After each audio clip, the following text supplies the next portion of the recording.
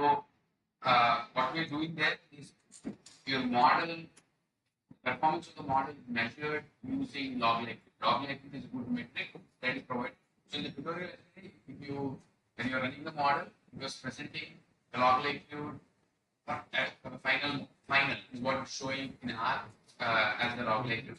So it also shows you the different metrics we showed in the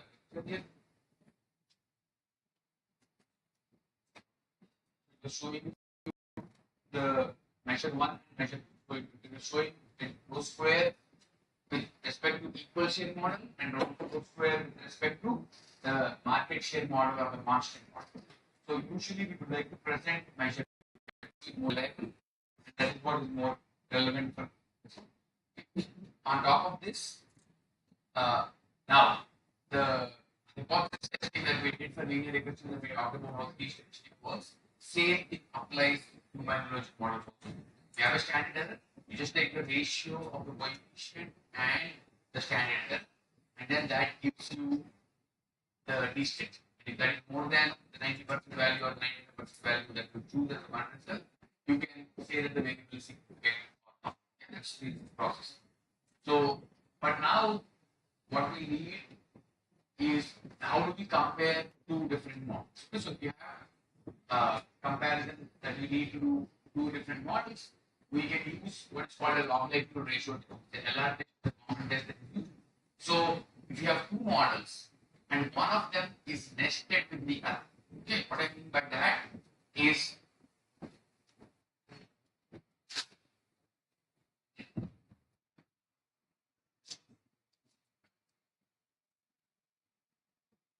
say we're doing a binary logic model. So you have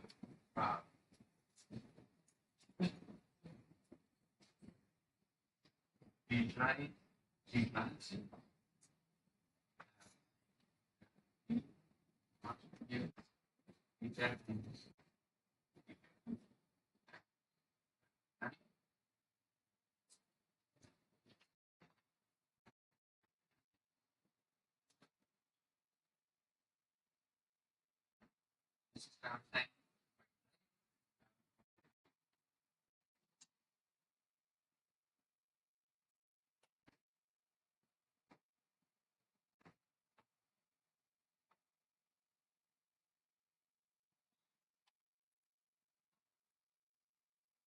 Estimating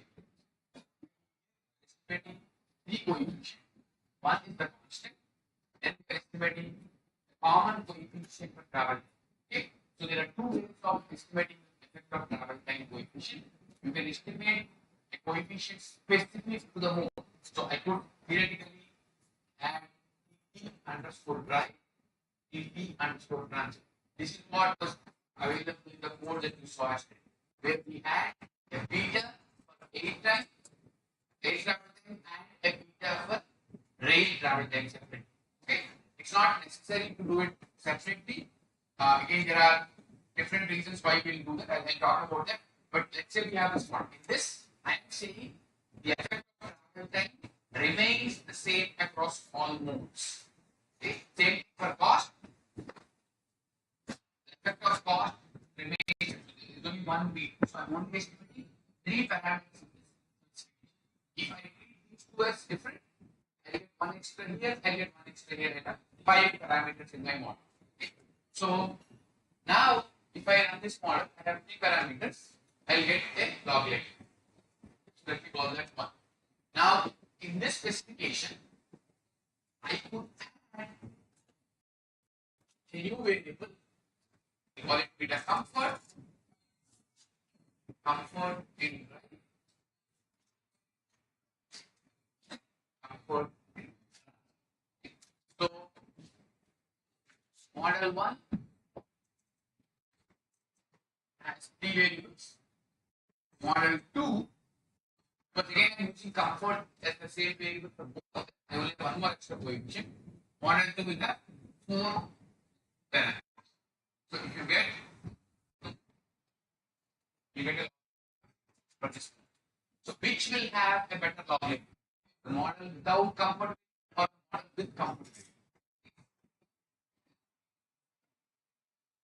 model with comfort should have an improved log because you're giving extra information to the model. Okay?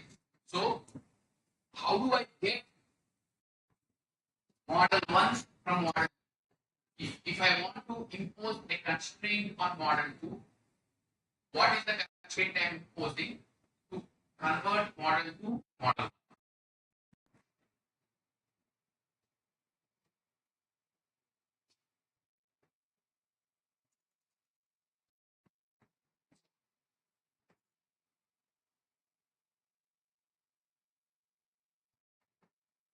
If I say beta c is equal to, if beta c is equal to 0, model 2 collapses to model 1. Okay. So what we are showing here is model 1 is a restricted version of model 2. If I put a condition on model 2 that beta c has to be 0, it gives me model. So you can say model 2 is the unrestricted version of model 1. Does anybody see that? Okay, so if I can clearly see some conditions I can impose on a specific model to get to a simpler model. The simpler model is called the restricted model because I'm imposing a restriction. I'm saying I have information on comfort, but I'm not using it. I'm saying beta c is equal to 0. That's a restriction I'm imposing in model. So when I want to compare these, so this becomes your LL of R, and this becomes LL of UR, the unrestricted model UR, the restricted model R.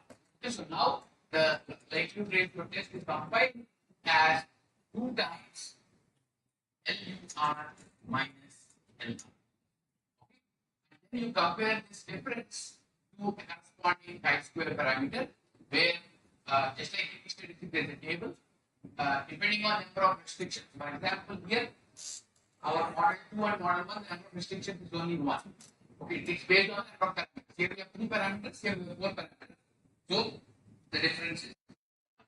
So we will look for square value for 1 degree of freedom. Okay, if you look for a chi-square table, you can see that the chi-square value change at 90% or 90% changes based on degrees of freedom.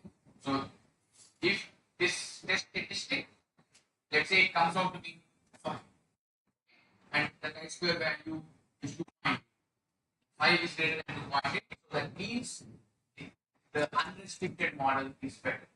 Okay, now if you only get, let's say, 1.5, that means it is less than that. So what that tells you is, I mean, the restricted model equal to the unrestricted model. So we don't need a more complex model. We can actually go with the simpler model. So whenever we want to add complexity, we need to show that that is actually helping. So that's why this test statistic has to be significantly large.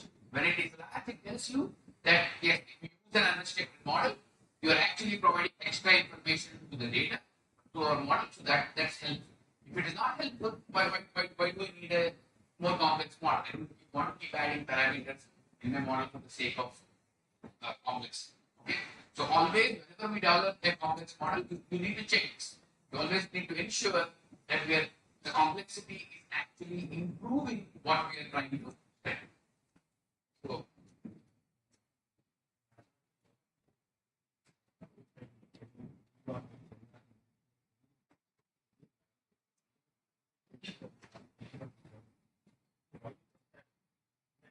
yeah. So it comes from theory where they have tested that with the test solution. The two comes from that. So basically, the model offers additional improvement only when 2 times that, because there's a derivation for that. We won't go into no, there's a statistical. So basically, what they do is they look at equations when the limit of the data set moves to a large data set. So, and then they derive.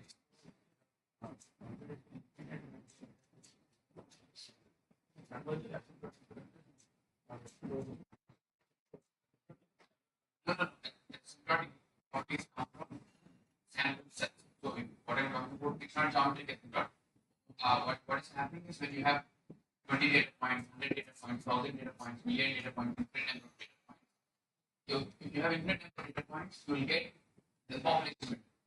Right? So that's where they derive this. So given that, you have this property that works out.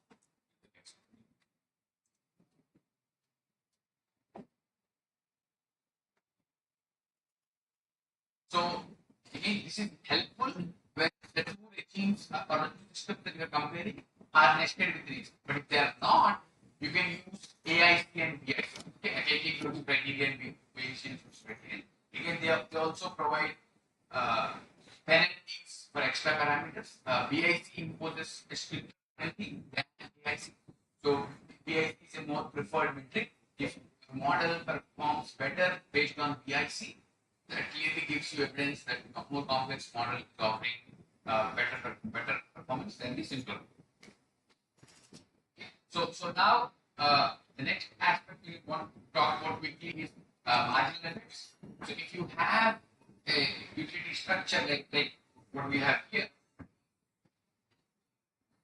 this gives you information. Right? If beta is negative, it gives you information that if travel time increases, so the more probability for the alternative will go down. But it does not tell you by how much.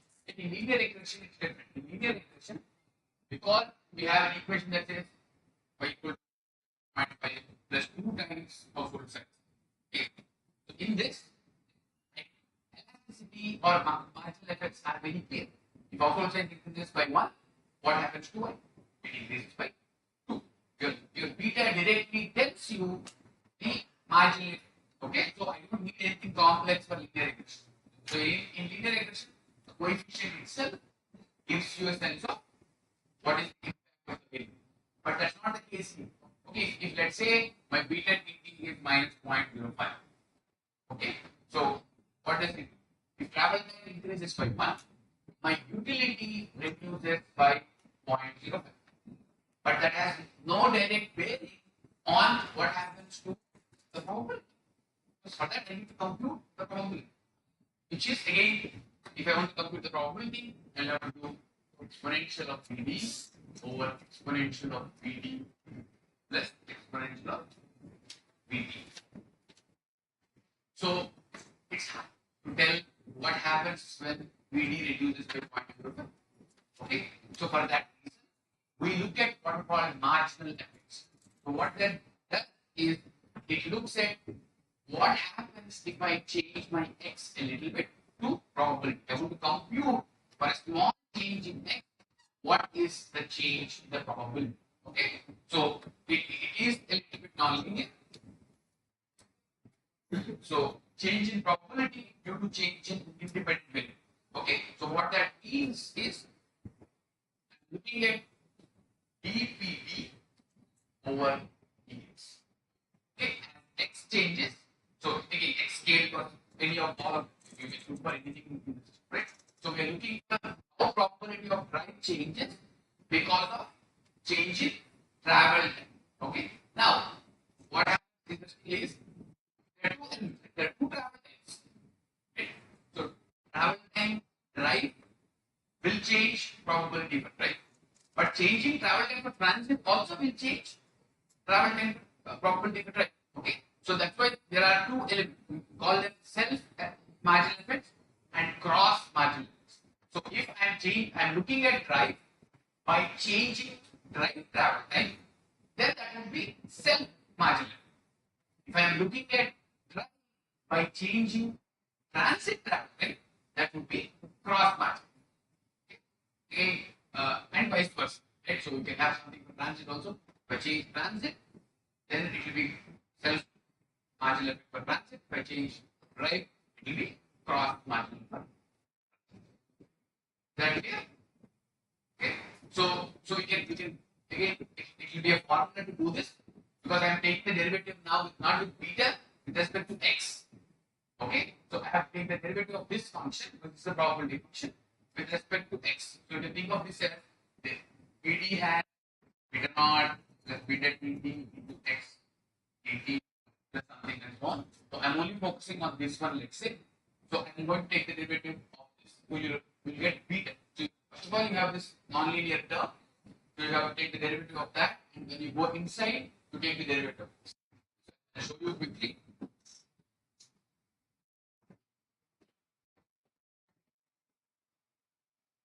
So this is the expression. So I'm going to write this just to make it easier as q. Okay, the denominator as q So now I'll take the derivative of the QB. So Q times, so when I take the derivative, Q times derivative of the top one. So e power beta x is e power beta x times, I have to take the beta x only. When I take the derivative of beta x, all other x's I don't care. I'm only changing one x out of the set of elements. So there will only be beta here that comes. Okay. So I'm doing it as a cross elastic. Kth variable for transit is altered. Okay. So then you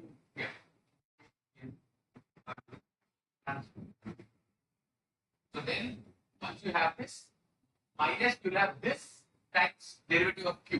Okay. So that will come because transit is changing, nothing will happen to x's in that. Okay. So you can simplify this. It is because of the logic formula, it simplifies pretty well, and you actually get a nice formula. You'll get beta times dn and dn. So it is a function of beta. Makes sense. Matching effect has to be a function of the coefficient. The coefficient is large, you want a matching effect. The coefficient is small, you will have a smaller matching effect. But it also depends on the current status. So what is the current share of transit and drive for that person? So if your share is equal, the switch elasticity will be higher, right? Because 0.5, the highest value you can get for a product which adds up to 1 will be at 0.5 times 0.5. Okay, everywhere else it will be less. So what this tells you is if the two modes are competing very closely, so the mode shares are around 0.4 and 0.5 for each alternative, beta has the largest. If you have transit is being used only 1.1%, 0.1, and this is 0.9, this reduces a lot. Even if the beta is large, 0.1 times 0.9 is 0.09, it makes it small. But if it is 0.5 and 0.5, you'll have 0.25 times beta. So what that means is elasticity and marginal effects are important or play a heavier, stronger role when there is strong competition. So think about how you search, right? Again, maybe that's changing now, but Google has such a significant advantage. With other search engines are making some change, but there's no elasticity with it because people are so used to using Google, they're not doing their marginal effect of improving something a little bit does not show. But now with probably with ChatGPT and its own search, there could be change that could happen. So when there are two alternatives, so this is something that we see in transit a lot. Okay. So the first thing folks talk about is we are putting so much money into transit in many regions, but nobody is using it. Again, the changes you make in transit times don't show effect because of this problem. Because especially in the leadership, you have 90% of the people are using drive mode. So any improvements you make in transit are watered down because of how the mode shares move. Okay? The nonlinear relationship kind of reduces the impact of elasticity. So you need to be prepared. You need to tell policymakers when they're talking about investing money, little bits of money is not going to change the whole picture in the urban region. It is going to appear like it's not helping. It is the situation of how the mode split works when you have a very huge. Okay. But hey, when in cities like Montreal where the car share is around 40%, public transit and metro is around 30-40%. In those cities, any improvement in transit shows very good difference because there the modes are actually really competing with each other. So improvements matter. Improvements work better. So in those, so it's self-fulfilling story. Basically, in cities where transit systems are good, any improvements show rapid changes. In cities where transit systems are not currently used well, improvements don't make a difference. So it becomes that cycle of good and cycle of bad in different context, and you have cities in Europe where transit feeds on itself. Any improvements they make, more people tend to use transit because it's convenient. It's useful. In the US, we tend to be on the opposite side.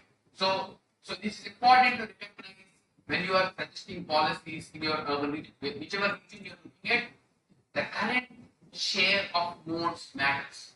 Okay, so that is what governs quickly or how slowly things will change in terms of ridership, in terms of adoption.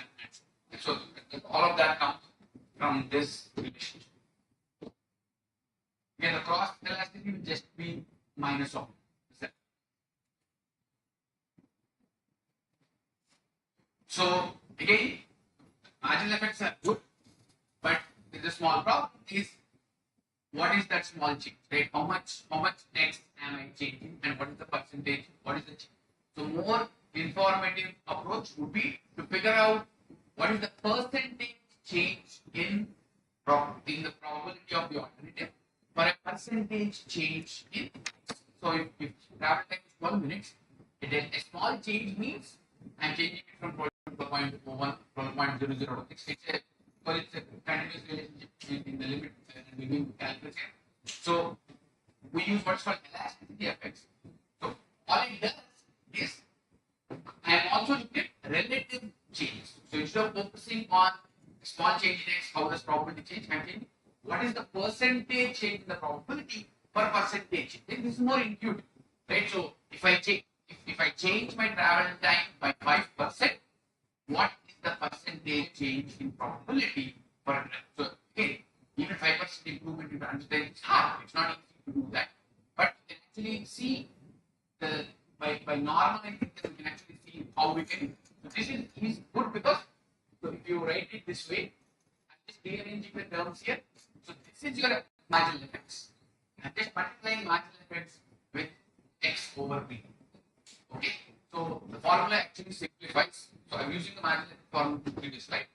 And I'm just multiplying it like this. So you have the PTN will cancel off and it will simply be beta, P and X.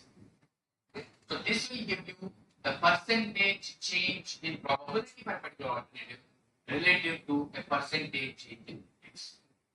So the elasticity effects are I think are more useful in interpreting because it also captures the impact of X, the travel time, travel cost.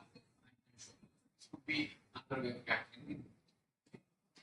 So again, just like marginal effects, we have cost and self elasticity effects also. Same formula that follows from the.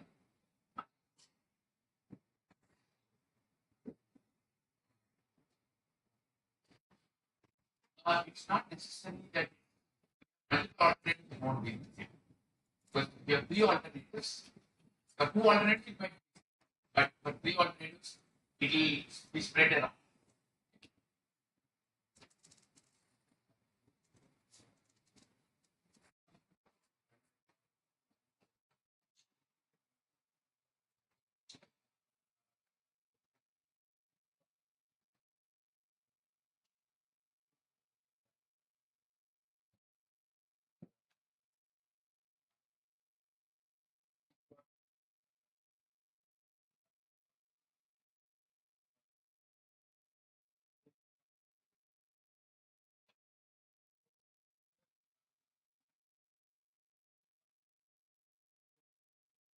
Yes.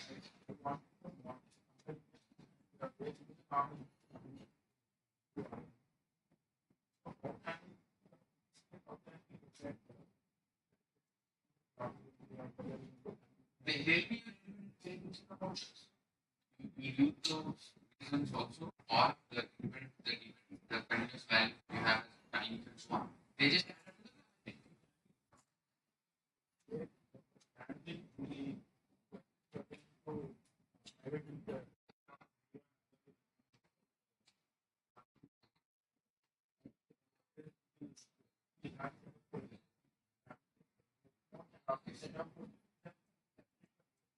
yes, those we got. So the ones where you have information of both, you can include that in both the equations as a generic coefficient. So it's a direct and coefficient for both. You can do that. But the attitude responses that you get each, you can read each more separately. Yes. So because they are subjective factors, you need to be careful in how you add them in the equation. Once you not calculate them as pure potentials, and then you use them by more.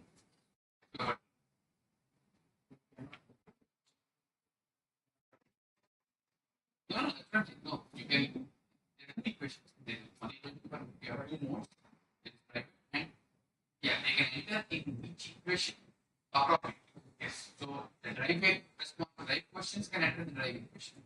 The public transit questions can enter in the public transit question. That which means the other is zero. Yeah.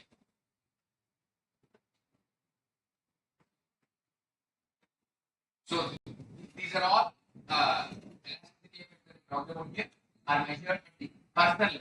Now, if you want to look at elasticity at the entire data set level, what you do is you compute it for every person and then add it. That gives you the net elasticity. For one person, for another person it could be 5, for another person it could be 0. So to get the idea of elasticity across the entire data set, you have to take the average of elasticity of all the people in the data set.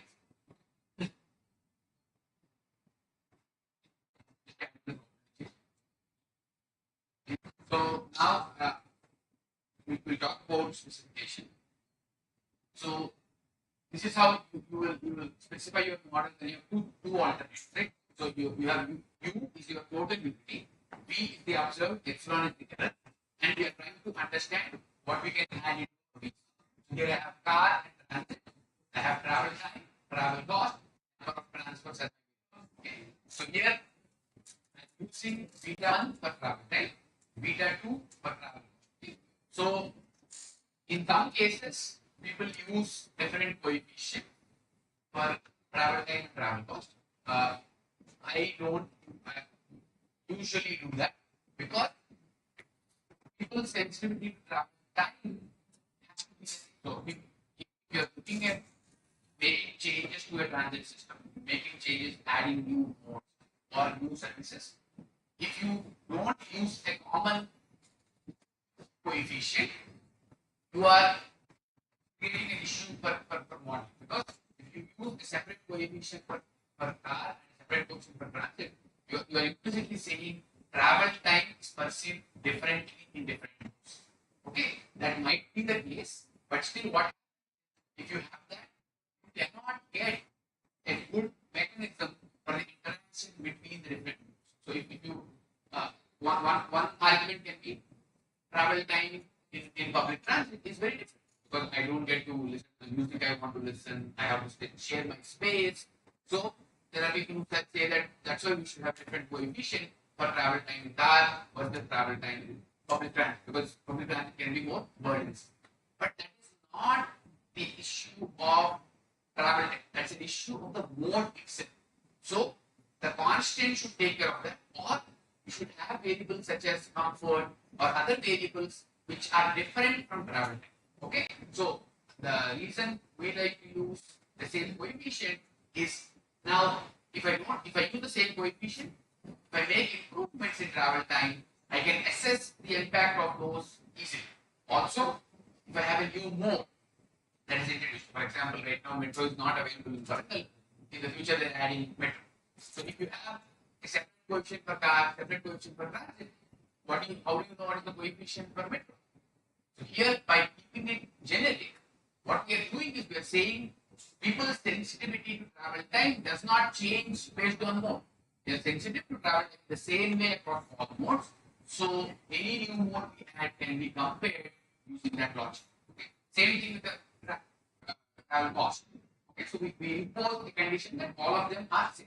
So that way, if you have 4 alternatives, 8 alternatives, or 2 alternatives, the number of coefficient for travel time and travel cost are just 1.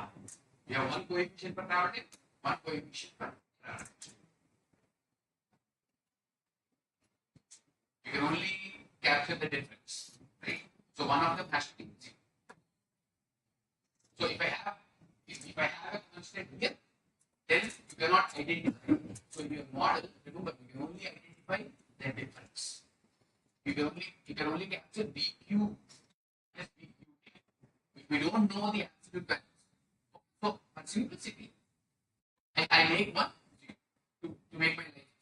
Because all I can do is the difference. If you put a in cancel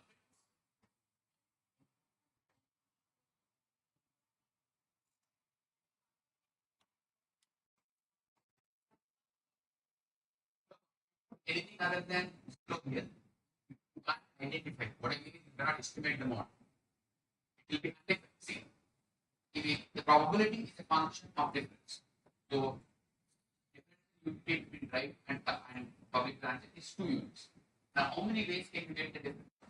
You get in infinite ways. 3 minus 1, 4 minus 2. So, I make one of them 0. I am not making these 0 because these two change. Travel time here and travel time here are different. You can think of this as I am actually capturing the difference of travel time.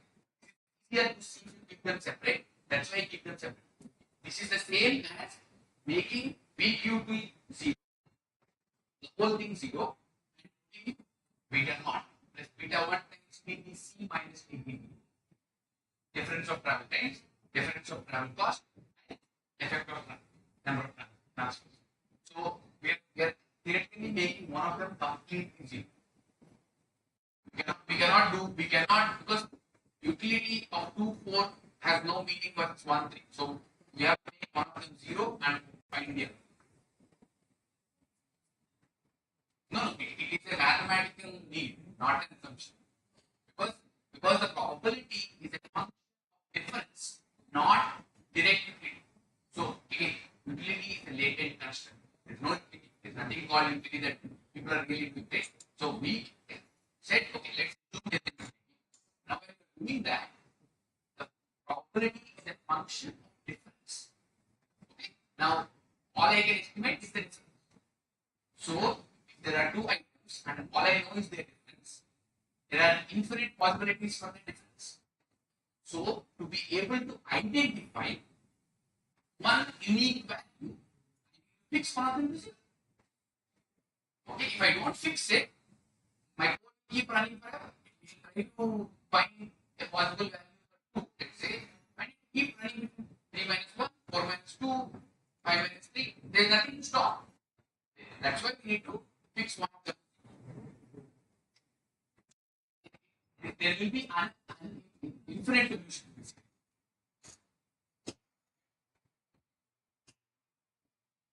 So here, for utility, again, the interpretations are relatively stable. So what does beta naught represent here? How would you interpret beta? What does it represent?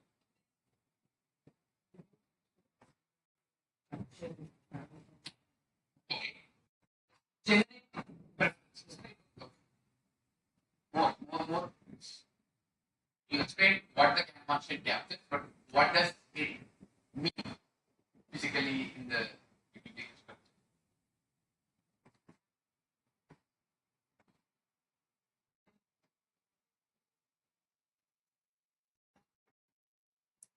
Yeah, beta naught is the difference and everything else is constant, right? So if beta naught is positive, what that tells you is if everything else is the same, people have a preference for the car. Okay. So beta naught represents the intrinsic preference for car versus public transit. Positive or negative. If it is negative, people in the region prefer transit. If it is positive, people in the region prefer. Again, once you start adding variables, the interpretation of constant goes away. You can interpret it when you have only travel time and travel cost. But in general, after you add land use variables and other variables, you should not try to interpret the constant. It is what it is. You don't make it 0. You don't remove it. You retain it, and its interpretation is not very important. When you don't have anything else in the image, yes, so nothing else is available and you don't know, it will tell you what is the preferred alternative in that strategy changes.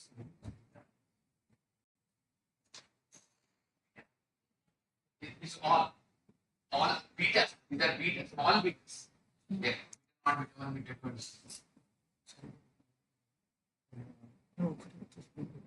I'm explaining this. So if you see beta naught greater than 0, everything else is the same, charge will be preferred. Less than 0, charge is equal, both are equal.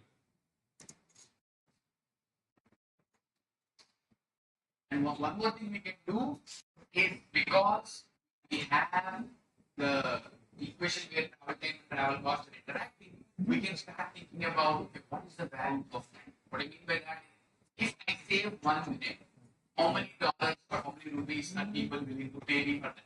So how can I? So if I save travel time, my, I compensate for that by increasing the cost. So the net change in utility is the same. So a person who takes 10 minutes and pays 20 rupees might be might not change their choice or might not change the probability of the choice if I reduce travel time from 10 minutes to 8, so reducing it by 2 minutes, but increase the cost from 20 to 24 minutes. Okay, depending on your features, you can find that trade. You can actually find what is the money I am willing to pay to compensate for an improvement in travel time by 1. That is what you can do from the relationship. So if you look at the equation, so because B is a simple way to figure that out. So B is a dimensionless unit, scalar unit, right? So both utilities are there. So, but the unit, 6 minutes.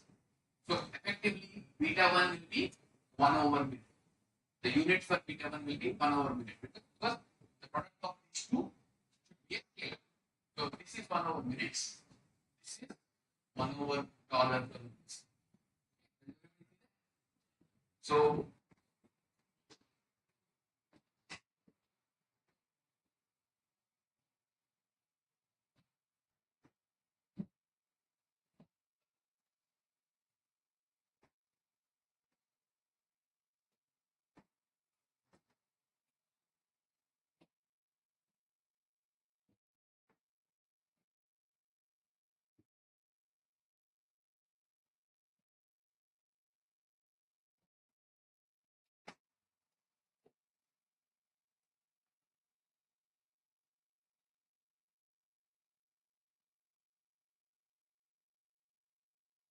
beta 1 will be 1 over. So if I do beta 1 over beta 2, be 1 over by 1 over dollar.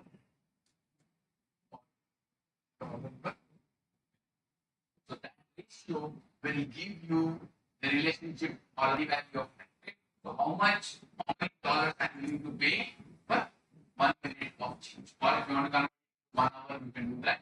So basically, all I need to find the money value of time is take the ratio of 2 coefficients. You can apply the same idea for any two interactions. Right? If you want to look at how much money people are willing to pay to avoid a trust, take the same ratio. You can do the same approach to figure that. What I'm showing here. Value of time, money value of time is beta 1 over beta 2. You can also come up with time value of transfer. How many minutes is equal to 1 transfer? So in public transit, this is a very important metric because you can look for people who want to go on a direct route versus I have to transfer at a particular location. So in addition to the travel time, people usually place extra value on transport because I have to get down from the bus. I mean, whatever I'm doing, I have to stop that and go to the next bus. So I have to focus on finding the next bus and going. So there is a value people place when they want to avoid transfers. So I think I have an example here. So you could take a local bus and then an express bus that gets you to your destination, or you can take the local bus directly. Okay, so the travel time on ACB is only 35 minutes. Local bus is 45 minutes. So again, if you think of it purely based on travel time, everybody will be taking ACB. But depending on what cost people impose to themselves based on the transfer, the choice can change, right? If the time value of the transfer comes out to be 12 in your model, so that means the travel time from ACB is not 35, it's actually 35 plus 12. Okay, so this is helpful for transit agencies in planning their routes. So they'll say, okay, if I build a new express route, how many people will switch their current travel patterns? Okay, so again, if we don't know beta 3 is only 8, then this person will probably take 8. So that's how you can understand what is the impact of the transfer or new routes that you're building. So I think I have some examples like that. beta 1 over beta 3 is 10. In that case, both are equally likely for that person. So you can choose 10. Okay. So you can do this with, once you have your specification, you can do it with any coefficient, right? So you can do beta 1 over beta 3, beta 1 over beta 4, if there's something like that. You can come up with. And also you can get money value of transfer, that would be beta 3 over beta 2. Okay, so how many dollars people are willing to pay, or how many rupees are willing to pay to avoid a transfer.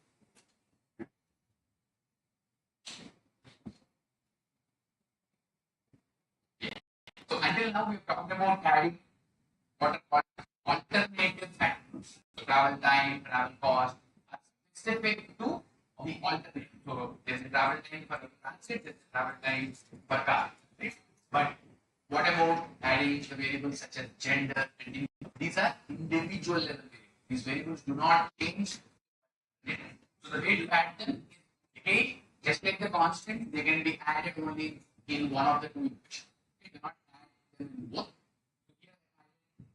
The male variable and income variable here. So what does beta 2 here?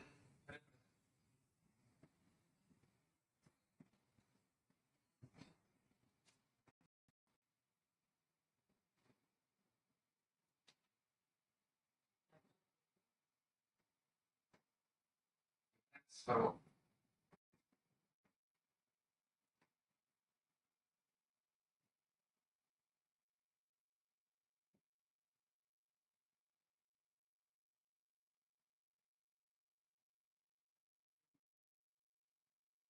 so it captures the difference in utility per car between men and women.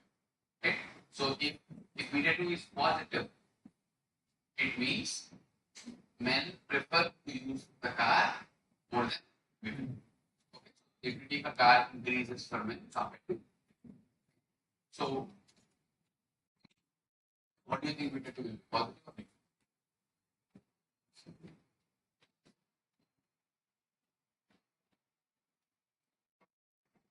I think in the Indian context, it's potentially positive, but in the Western context, it's usually negative.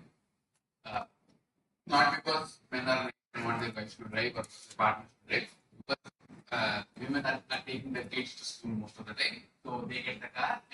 If you're using transit, you take the transit. Men take the transit for that. So, in terms of income, usually beta 3 is positive. The more income you have, the higher the income, the higher chance of using that. Okay. Explaining this here.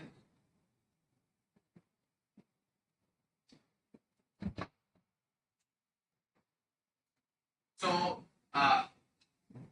we talked about money value of time. We said so BOTT is beta 1 or beta 2, but there is an implicit issue.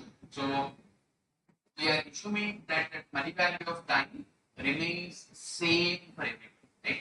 So, when we do a beta 1 or beta 2, it's purely a function of travel time and travel cost. It is not sensitive to income, right? Money value of time for a low income individual versus a high income individual should be different. We are not capturing the effect of income. So, there's a way we can do that. What we can do is, instead of focusing on total cost, we can identify how the cost relates to income. Okay? So, 200 rupees per person making 12,000 a month is different than per person who is making 1 lakh per month. Right? So, we can capture that by representing, instead of using TC here, I can actually use TC over income.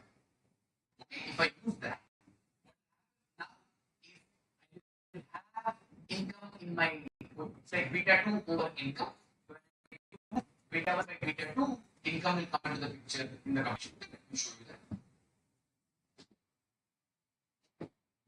So I'm using this variable for cost, instead of using just PC. Now if I do that, my coefficient will be, the ratio of beta 1 to beta 2 will actually be beta 1 beta 2 by income. My money value of time will be beta 2 times income. So as income increases, the money value of time increases for that person. Does that make sense? So this way we can actually get allowing for different money values of time for different people in the. So this is more realistic. And so other ways of doing this would be segment the population. You can take three data and say more choice, income, but this gives you a more natural way of doing it and gives you easier income.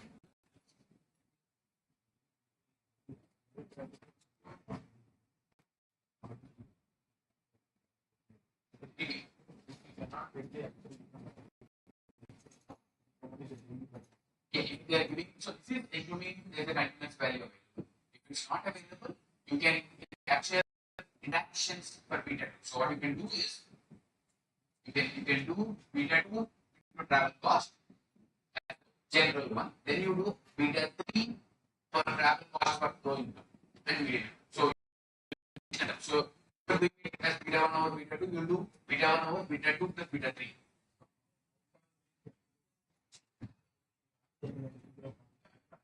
Yeah. Okay.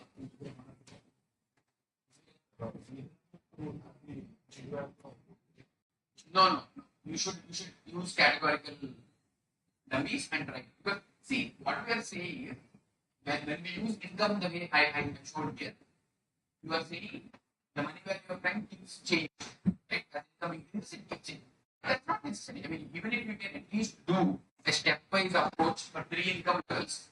So like if you're computing, let's say less than 50K per annum, 50K to 1 lakh, 1 to 2, and then maybe greater than. So let's say we have these four categories.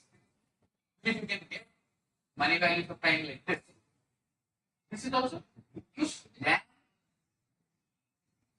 So okay, we are trying to do the best, but income is a variable that's very hard to ask. Right? People don't want to give out their exact income for different reasons, especially because of income tax consideration. They are like give that.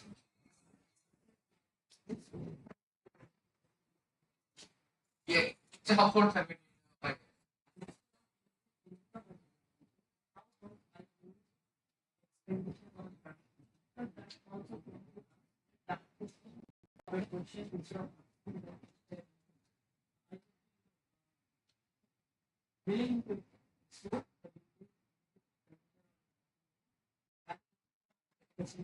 possible. Okay, it is possible that there will be more forthcoming with that. The thing can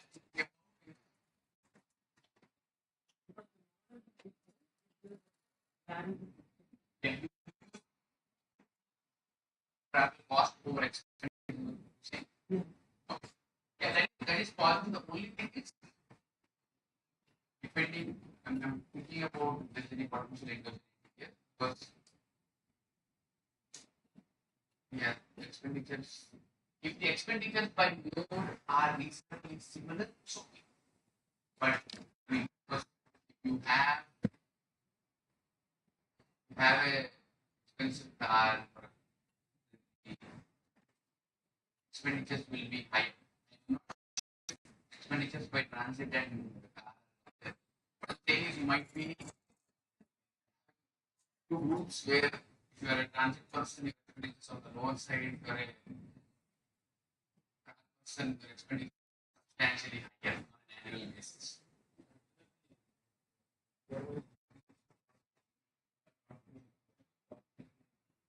Yes, the computing cost is complex for that reason. Yes, you should theoretically consider all components, or you will have to talk about. I'm only talking about operational costs.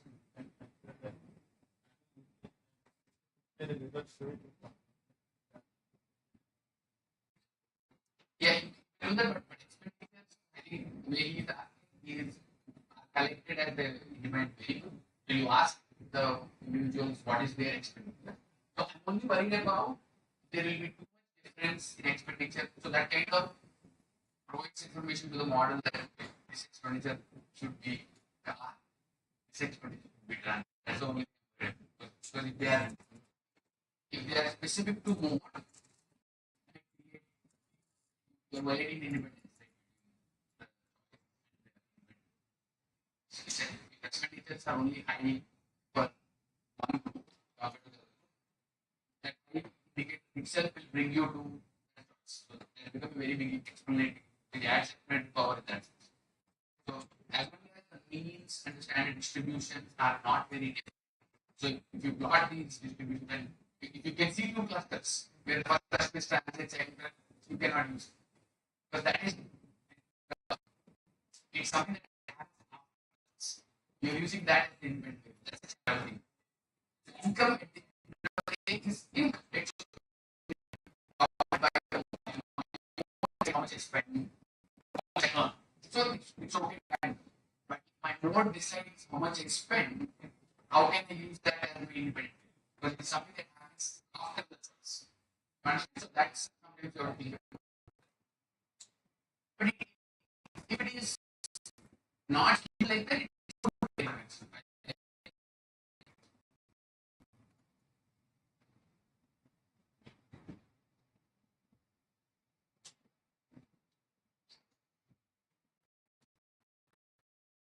so binary models for binary models or we have more alternatives. Additionally, you have travel time, but you can consider you know that travel time is not monolithic. There is out of vehicle travel time and in vehicle travel. For example, if I am going to take a trip for an hour, right? If I wait for the bus for 15 minutes, it doesn't feel that bad. I'm waiting for the bus for 15 minutes. Now, if my bus trip is only going to take 5 minutes, if I wait for 15 minutes, it doesn't feel fun, right? Because so there is when they are waiting,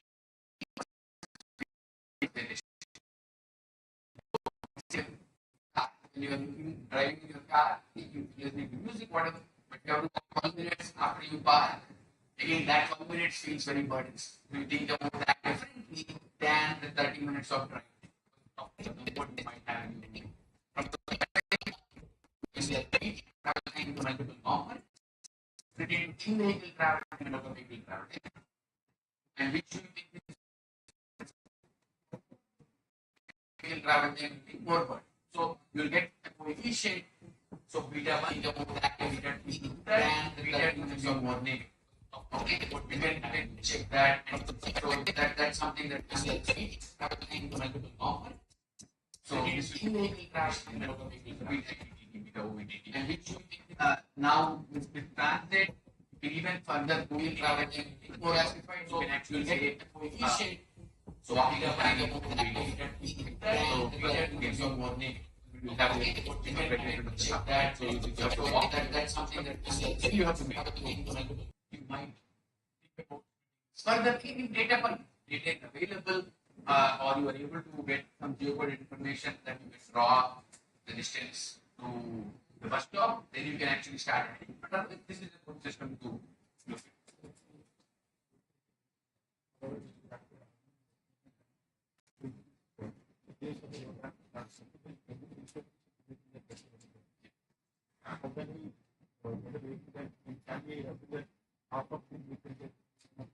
Yeah. So the only thing is that there's a range of waiting time will happen, right? We don't have because on that particular day we don't know what exactly happened. So you could say use frequency as a variable. Yeah, because what you're doing is effectively half of the frequency, half of the head is what you're using as waiting time. Okay. So you say you use the frequency variables. Yeah, or you can you can simulate particular multiple times, not once. So yeah,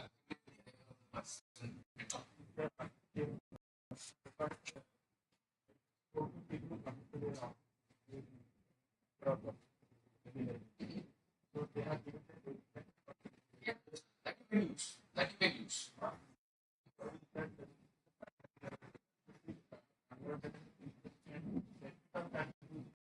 If they have waiting time that they face usually with the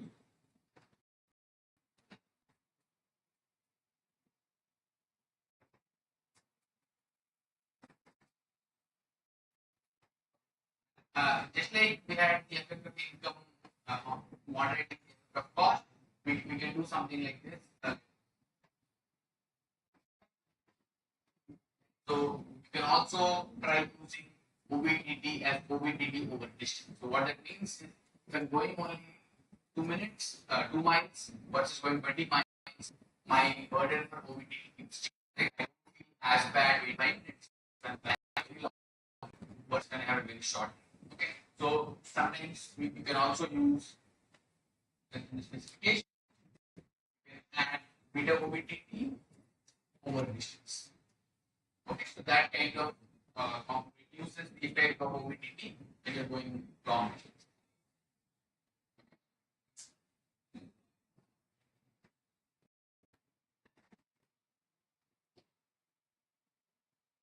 So far, again, everything we learned about the specification directly translates to multiple alternatives also. We talked about 2 alternatives, but it directly translates to multiple alternatives. So now, in the previous case we talked about, we had 2 alternatives. So now if we have more than 2 alternatives, how do we develop the model? Gives rise to what's called a multinomial logic model.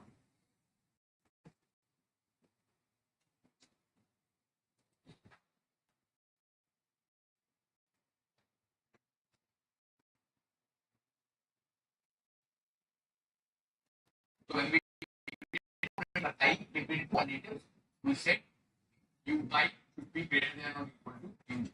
But now when you have multiple alternatives, you have a lot more alternatives than one.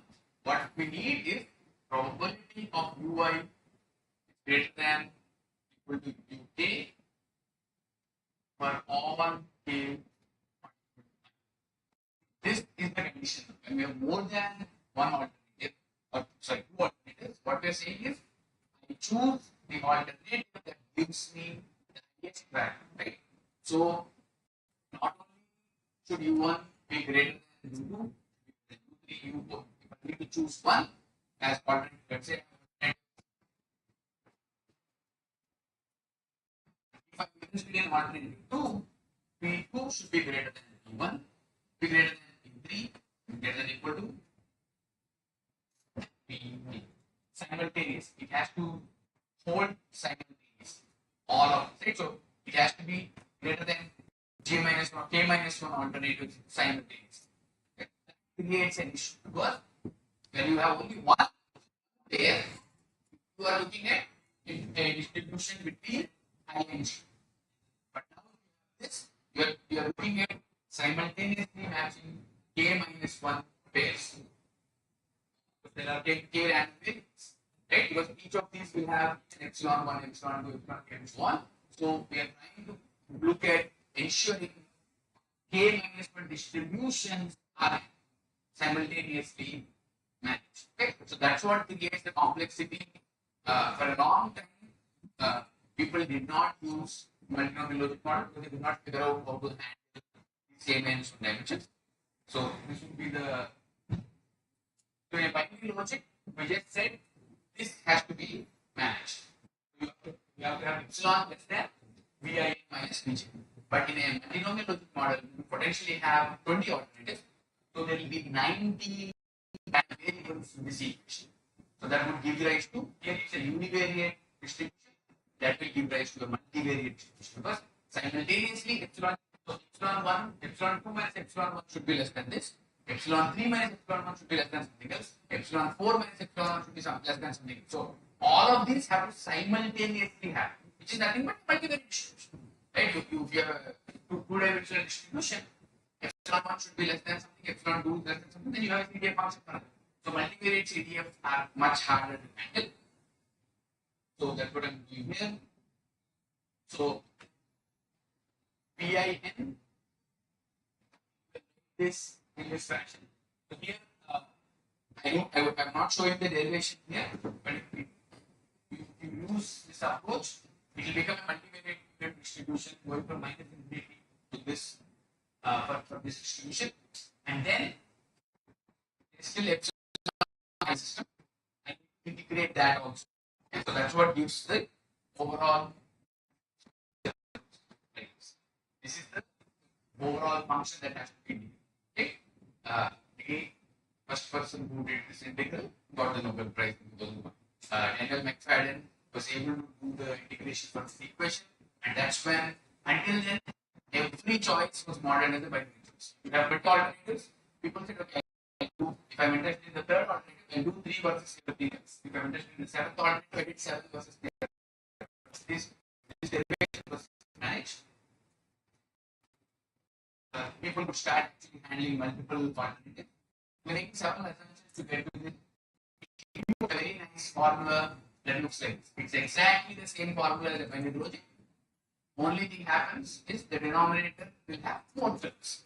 So 1 pi over all. So the formula, I mean, once you derive it, you think, oh yeah, that's obvious. That's how it should be. But you have to prove that it happens that way. And but when you say makes obvious.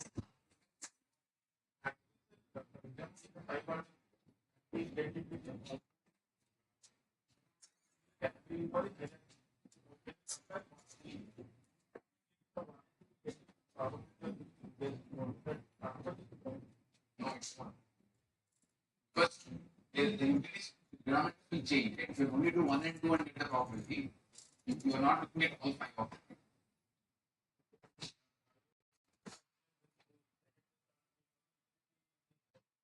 How will you know that a priori? When you are estimating, you know your beta, yes, you know that. But to get your beta, you need probabilities.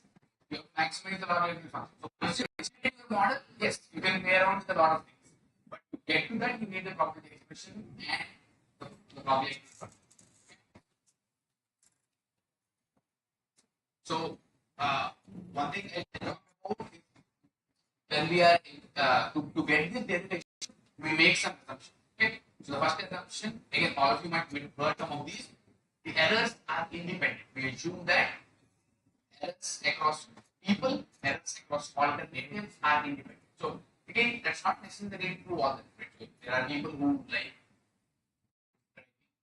they will not take public transit. So those two are independent. There is a correlation.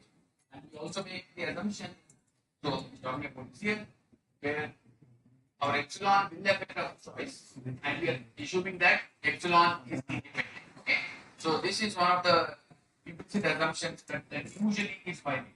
Okay, then we are also assuming that the variances of all epsilons follow the same distribution. So what that means is, if my error car looks like this, my error for transit should also look exactly like this for all alternatives, all people.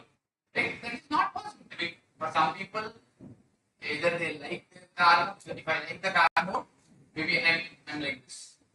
Okay. For some people, they like transit, so they might have a system like this. So what that means is, it is not possible to imagine that all of them have identical error distribution. So this is what gives rise to what's called IID error. So we assume that errors in the multinomial logic model across alternatives are independent and come from identical distributions. Okay, but it's not necessary. So independent and identically distributed for all. Okay? So if you have different alternatives, it's not necessary that if you look at this set of alternatives, right? So person has carpool, bus, train, metro, walking. I mean, how can car and carpool not be common? Right? There will be a lot of factors. It's like sitting in a car, so either going alone or I'm going with another person.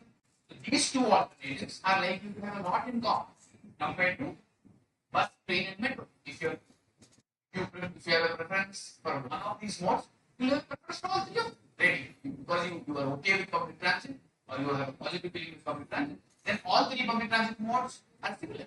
So it's unlikely that this and this will have a different error. Okay, so there is commonality. Similarly, if you prefer walking and biking, there is some there will exist some dependency that exists between the order. So it is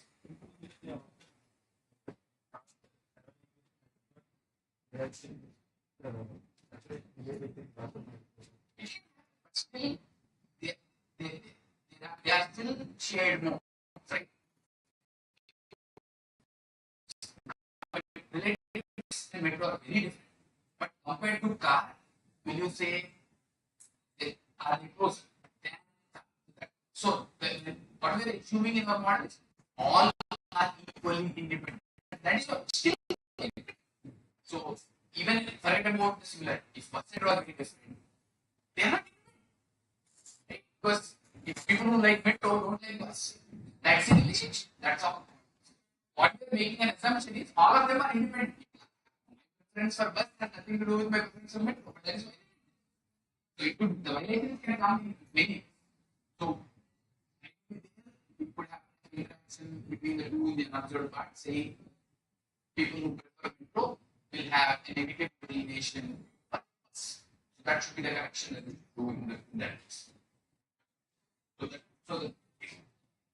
we have to be careful in how these assumptions come into the picture. So there are many strengths when you look at part because of the simple and beautiful formula that we have. It's very easy to estimate. So we can run the model easily, we can interpret that easily because we have coefficients for each alternative. You can talk about that. And because of the functional form of the objective function, you are guaranteed a global solution. Okay, when you run any approach to estimate the model, it will make sure that you have an optimal solution which is globally off. Okay, so that's also helpful. But of course, it doesn't come. So some of the things that the logic model does not do, it allows for variation, taste variation. What that means is, if I use an answer, for example, if I use income, I can tell how things change based on income. But it cannot incorporate taste variation based on unobserved factors. So, for example, environmental friendliness. Some people might, two observationally identical people might have different environmental friendliness. There are some people who don't really care about the environment, then there are other people who are extra care. Right? So there are differences in behavior like that. So those are harder to capture in a multinomial notion. And another important problem is what is called the IIA property, independence from irrelevant alternatives. So let me explain that.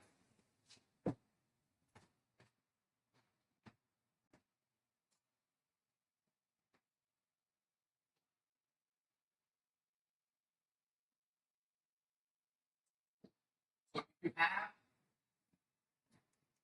two alternatives, so let's say we have 5 alternatives, the probability first alternative would be E over B1, E over B1. The third probability will be E over B3, same denominator. Okay, so now if I take the ratio of P1 to P3, the denominators will cancel. It will be E power B1 or E power. So, what is the how two alternatives interact simply depends on the two alternatives. Right? No other thing matters. If the ratio of P1 to P3 changes, that change is purely a function of changes in P1 and P2. So, alternative 2, alternative 4, and alternative 5 are.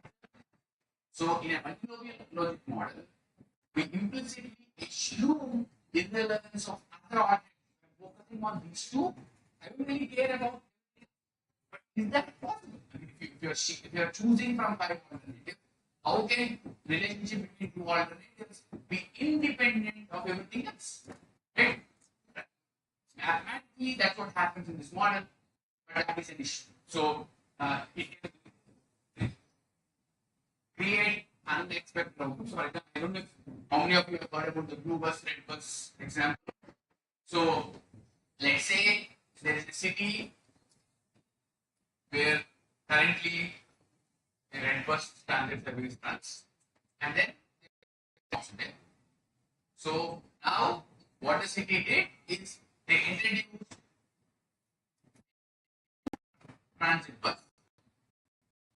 It's identical, no change in route, nothing. It's doing that. Okay. So what should happen? What should be the mode shape? So now before the blue bus was introduced, this was the mode shape. Okay. Now that blue bus is introduced, what do you expect it to be from your interpretation, from your intuition? Yes. It's an intuition, not what should happen to the driver. It should not change. Right? All you did is you change the color of the bus, half of the buses you changed, and you're calling it. Right? So it should be 0.5. It should be right because nothing has changed in the people. All you are doing is you pay. But because we have alternative, these two should have the equal. Right? But now, if you compare these two, what happens to these? So here we have B1, B2. Here comes B1, B2, B3. So based on the what should be the ratio of utilities per 20% groups? 1. Right? It should be. So we have equal to B. So groups is also equal to B. So now what will be the shades make them ML? Point. So we actually have just by coloring the bus from blue to red and calling it a new mode, and then let's increase the share for that from 0.5 to 0.6. That's if you can really do this in the world. Right? So this is the manifestation of the problem of independence of the period. Again, this is a very absurd example. Okay, in reality, IA is not this bad. It doesn't create such an issue, but it's just to show you at an extreme it can be very bad. If you run into a scenario, because we don't know, right? You wouldn't know when you develop your model and run your analysis. You wouldn't know how much role IA is playing unless you test for it. There are mechanisms to test for it out. So this is an extreme example, but the independence of irrelevant alternate can potentially create a huge error in your. Okay, so it's a good practice to see if you can check for whether the IIA exists on data set by running more complicated models, but it's something to be available.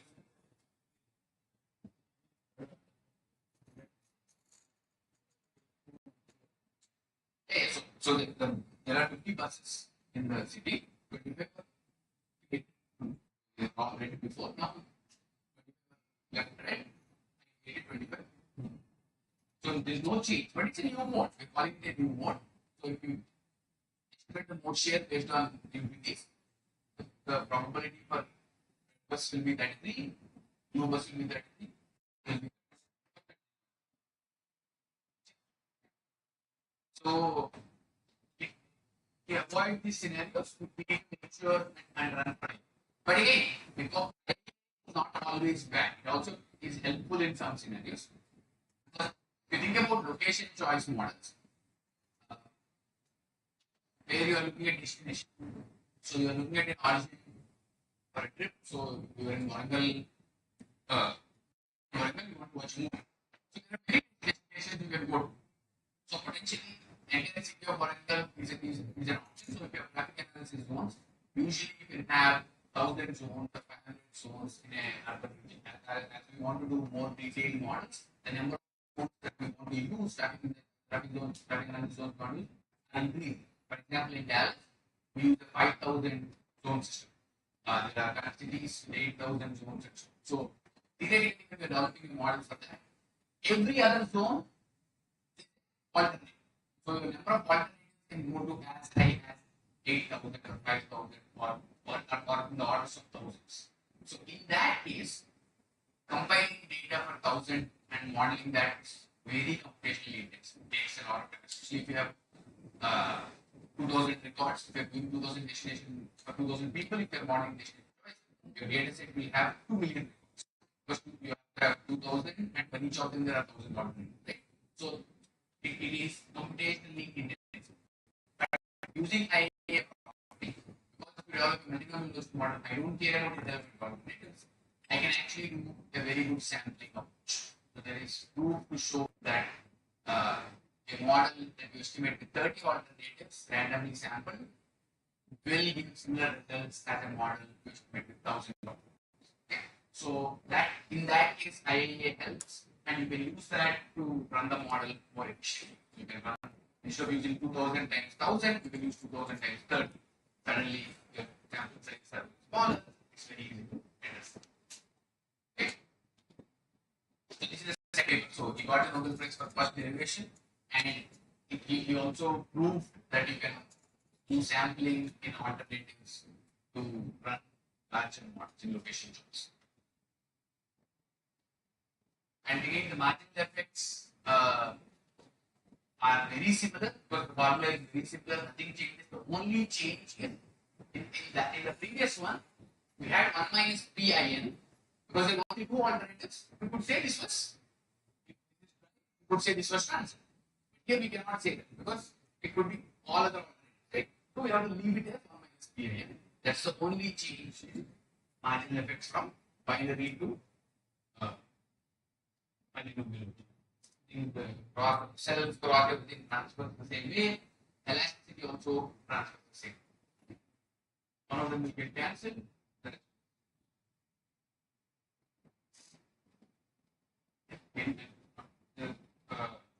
slides are there if you're interested in exact details. So interpretations get a little tricky when you have more than two alternatives because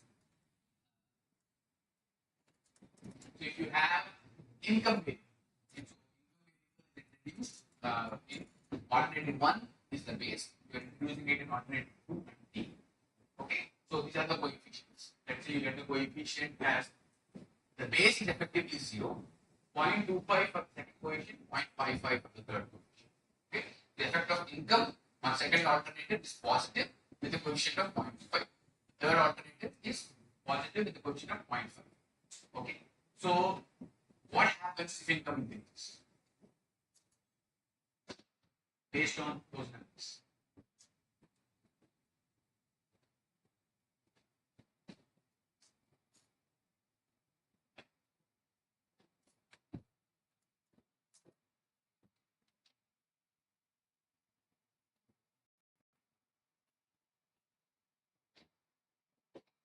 We have three alternatives V1, V2, V3. V1, no change. Right? Income is not part of the equation. Here, it will change by 0.25. Let's say we increase by $1. This will increase. Okay. So now, what can we say about probability? Right? So P1 will be P power V1 by P1 plus P2 plus P2. Let me write.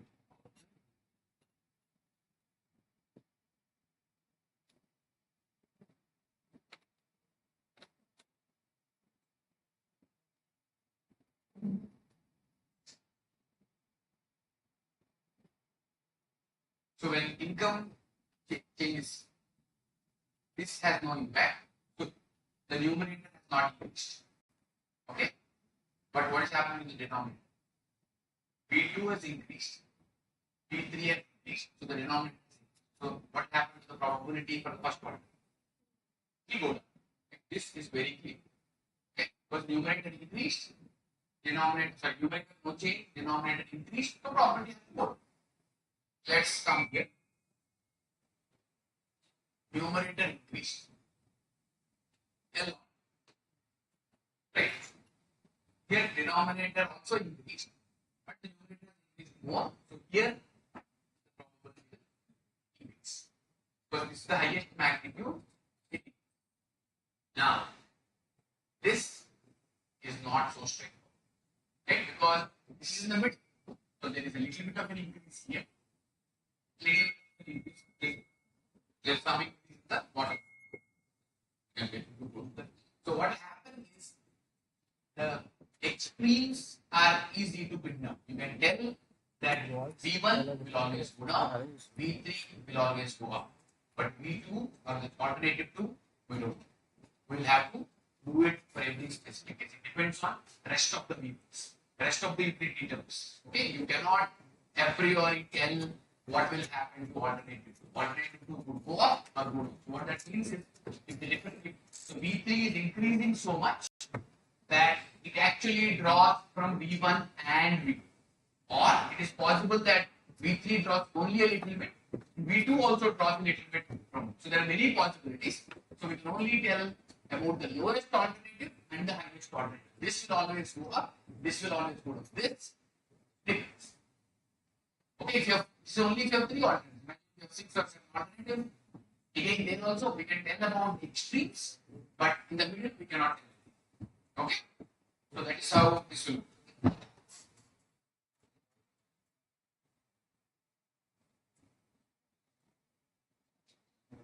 So this is simple model. What I do is here I'm showing you a mode choice model for different alternatives. Uh, driver, driver with passenger, passenger, walk or bike and transit. And I'm giving you different coefficients. You see travel time coefficient is there, and there are so these are constants. One of them is zero. Then we have person and household characteristics, household activity decision. This is what is a commute mode choice. Uh, there are decisions about activity participation and abortions. Okay, so as you expect, if you have a vehicle, if personal vehicle availability is high, you are going to use drive one. If you are employed, you are less likely to be a passenger and use walk or bike. Get this data set from Dallas Fort Worth. So these are expected relationship driven. So if you look at if your activity is work related, you're less likely to go as a passenger. If you're doing shopping, you're not likely to use transit or walk or bike. Again, these are expected relationship that you get from. So I'll pause here. I think take a break, and I will get back and start talking about another case study on mood judgment. Okay.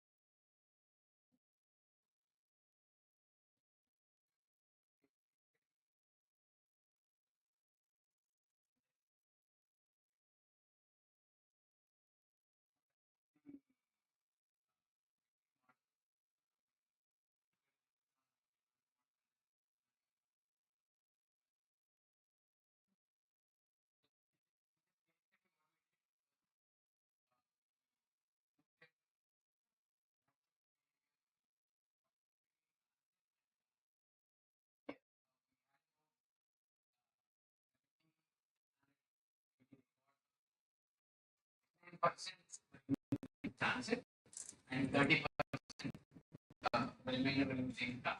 This is the mode choice that we have here. So whenever you do the mode choice model, one of the challenges would be to compute. So in the survey, when you ask question, they give you information on the chosen. Okay, so if I took car, I can tell what is the travel time per car. But my competing usually is not available. Information for that is not available. So that's something we have to alternative. You only have one alternative information, the other three alternatives have to be compared. So that sometimes can take time, or sometimes we need to do that clearly. So in this case, we use Google Maps on the paper. We add some API running based on the departure of the person. So they provided that they can by the bus or to row. We found travel time for that corresponding time for the hour. So that's what we did, and we had to generate service based on the origin postal code and the university designation. So this is the initial mode. So here we are choosing between okay. So R is the base, so we only have utility for the so the different age and age square. So you will see and two variables to account for non-linearity in detail. Okay, so age has a linear effect, negative transit, but there's also a positive squared part that can reduce the same little bit the function. Then we also the individual if the faculty member or the staff member or the student. So students are most likely to transit, staff are next, faculty are least among these three categories. The full-time members of communities are likely to use transit.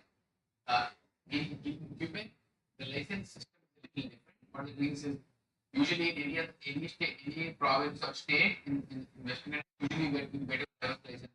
You pay $10 or $15 for a couple for 5 years or so.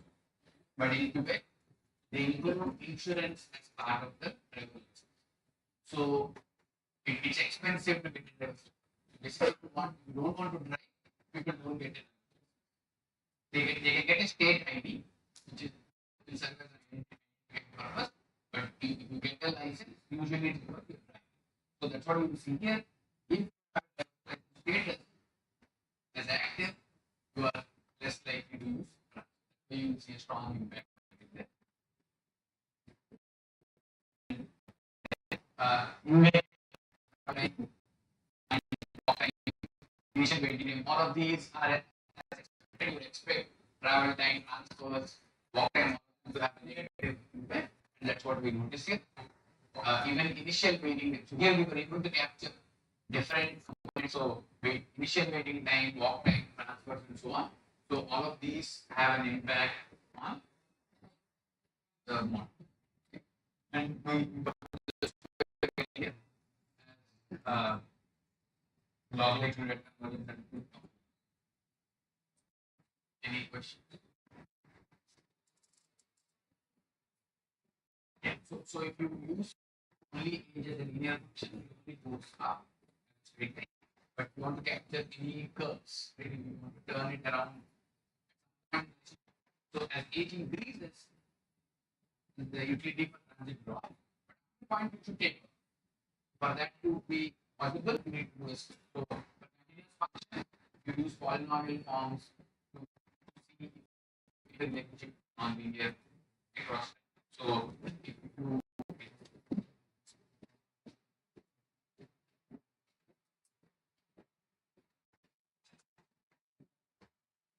so this would be the relationship for age. But now with age and age square, may represent something like this. The point where it will start going down, but this will happen after also, so we don't really have to worry. But it is representing that relationship you can capture using agent.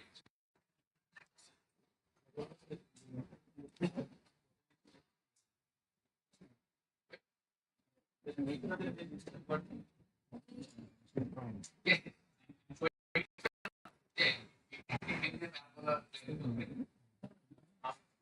So, no, for a parabola, the sign of linear no, if it is positive, if the h square is also negative, the parabola will go up, right? It won't come down. It has to be positive. They have to be different signs, right?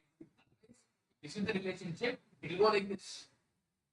For it to come down, for it to taper, you need to have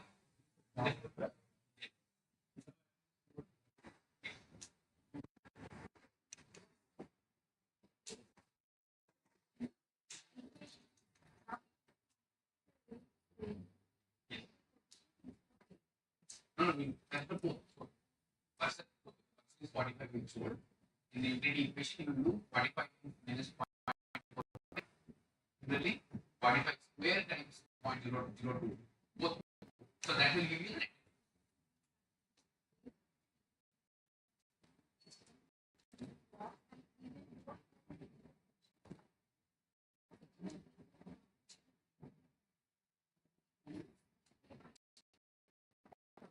yes.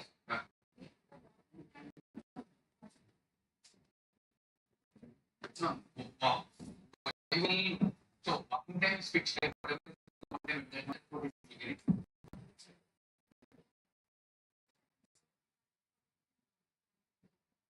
Yeah, there are only two alternatives here. Car and transit. So if this is negative, what it means is that they are going to use the other car.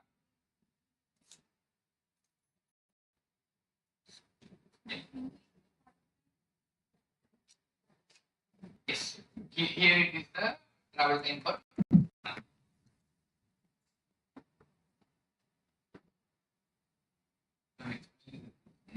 So this is an interesting data set because the uh, only the transit people for the 1200 or so transit people we actually looked at ruptures. The reason we did this is because there is commuter rail, metro, and bus. There are many ways you can go from A to B. So some of them can use a completely bus route. They can use completely commuter rail and walk. Commuter rail, metro, and bus. So there are many combinations that you can use. So for some people, there are 7 to 8 combinations of transit alternatives that they can take to arrive there. Okay. So we're trying to model that.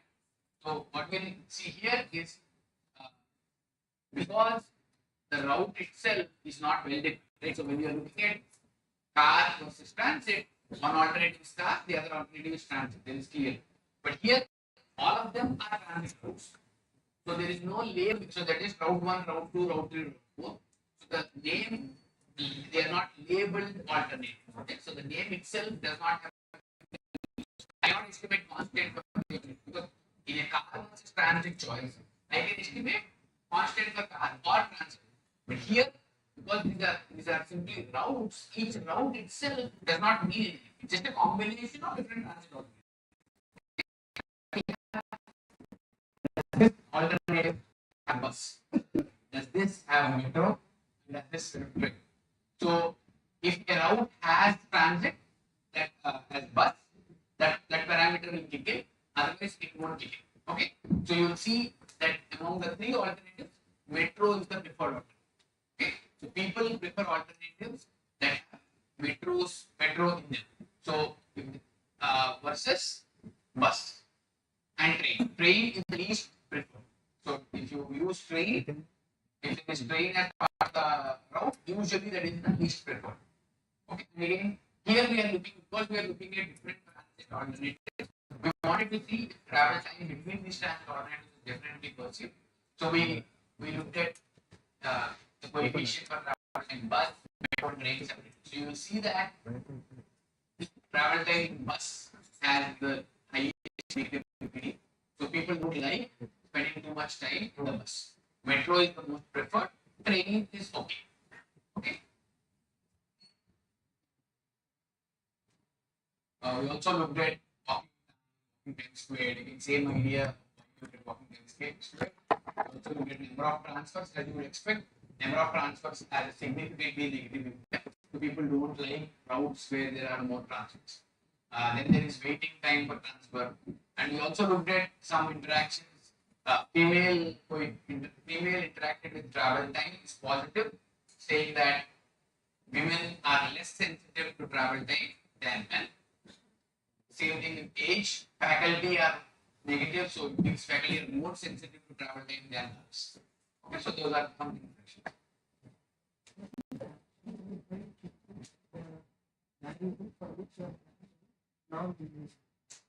Okay, so we tried for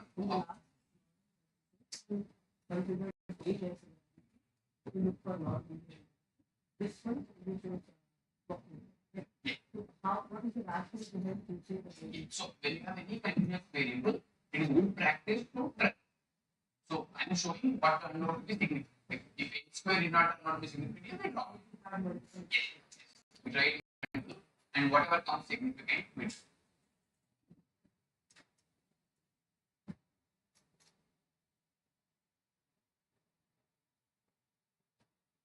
We also did some elasticity analysis here to see how changes to transit time and car time influences the probabilities of them.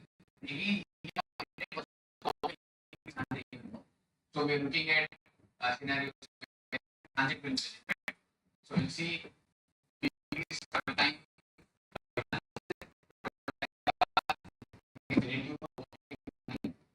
initial waiting time. You can see the impact on overall changes to the mood. That's what we are showing. And you'll notice the highest impact is for household vehicle ownership. You reduce household vehicle ownership by 1, that will have a substantial impact on and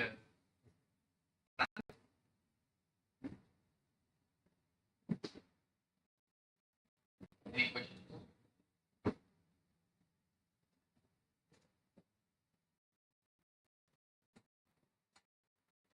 So so far model where we are one model for mechanics. Okay, but in several cases we they need to explore more information. So what I mean by that is if you spend one model, one coefficient of travel time and one coefficient of travel time. So what we see is that sensitivity to travel time is same for everybody. The beta is the same for everybody. Same thing for travel cost also. We are posing the condition that everybody, but it might be younger individuals might be different, or different from low income individuals, or people who live in areas might be different. So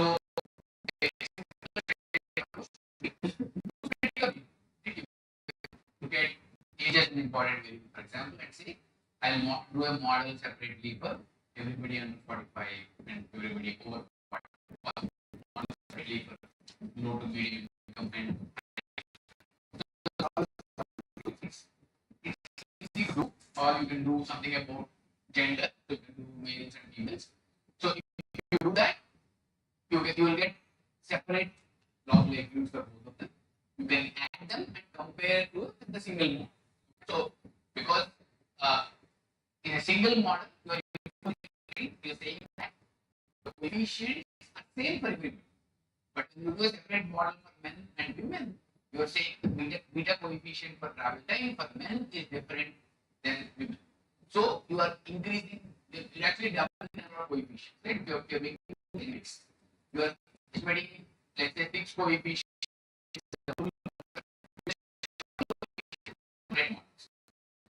Separate models, unrestricted model. We are saying coefficient is different for men. So we are giving extra. So you can compare the L1 plus L2 that you will get will be the log likelihood for the unrestricted model. That you can compare with the restricted model by doing the likelihood ratio. Okay, so that will show which is the, if you need separate models.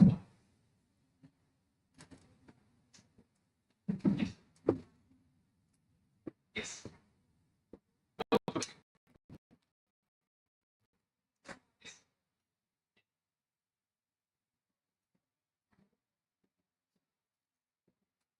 Yeah. So the sample size will be however you split it. So if there are 70%, 60% in men and 40% women, for example, 60, but log like, when I am comparing log likelihood, when I add, right? So when I compare it to the combined model, I'm doing an apples to apples comparison.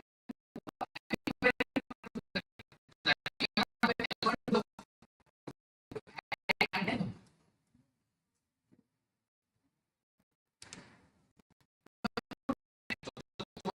efficiency change. So there is some interest in the field to get some of the differences for income and low income. And so coefficient men and women, it's tricky to say. Travel time, I think women are less sensitive, so you will see that coefficient will be smaller, less negative for women. Same thing with cost also, they might be less sensitive. There might be some differences.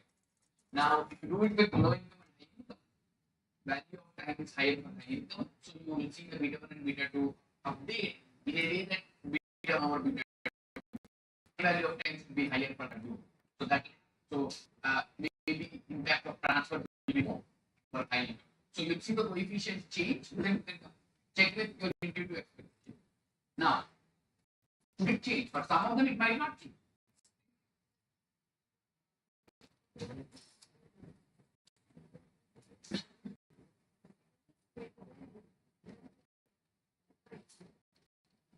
No, if L is higher, then you don't need, because we don't, L1 plus L2 be higher because closer to 0, right? So negative, there is negative magnitude. So L1 plus L2 will always be higher than L. Okay, but it should be sufficiently higher because you have more parameters in L1 plus L2. In L you have, let's say, K parameters. In L1 plus L2 you have 2 K parameters. So it has to be better by a significant amount for it to be used. That's what we can test the probability.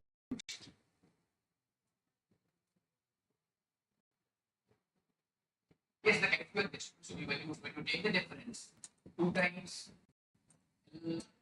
yeah, difference of 2 objects. When you get that value, you look at how many extra parameters you have in the unrestricted model. You have 6 and 12. Difference is 6. So you look at the chi-square table for 6 and 80% of difference. That should be more than. Now, this approach is very straightforward in the sense that, I mean, if you know how to do one model, you can do 2 models. It's not complicated. But, so I'm showing, but you could actually do this in a single system. Okay. So what you can do is you can interaction with male and female and in your models. So you can actually do all of this in a single model by capturing those interactions appropriately. So this will allow us to see which is actually, so you have travel time, beta time, then you add another beta times travel times gender. You can have B for drive, let's say, beta naught, given travel time. Okay, so now what we'll do is we'll add a new coefficient, TTN, which is TT times male. So this is there for everybody. This is there only for men. Okay, so if we do this, if beta TTM is negative, it tells you men are more sensitive. If it's positive, they're less sensitive. So if you do this, you don't need to do it in separate model. You can do it in a single model. And if this is insignificant, then you are not different. If it is significant, you know they are different. So this will help instead of only doing 6 plus 6, you can actually test whether the 6 will be significant or not. So maybe you'll end up with 6 plus 2. So only 2 variables are different for men and women. So you'll have 8 variables in your. So this is an approach. But yeah.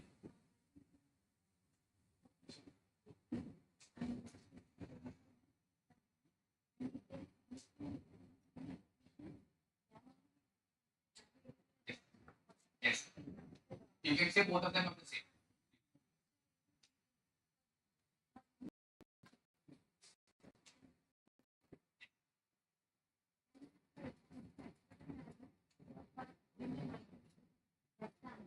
Yeah, you cannot do anything because, like you said, they're different.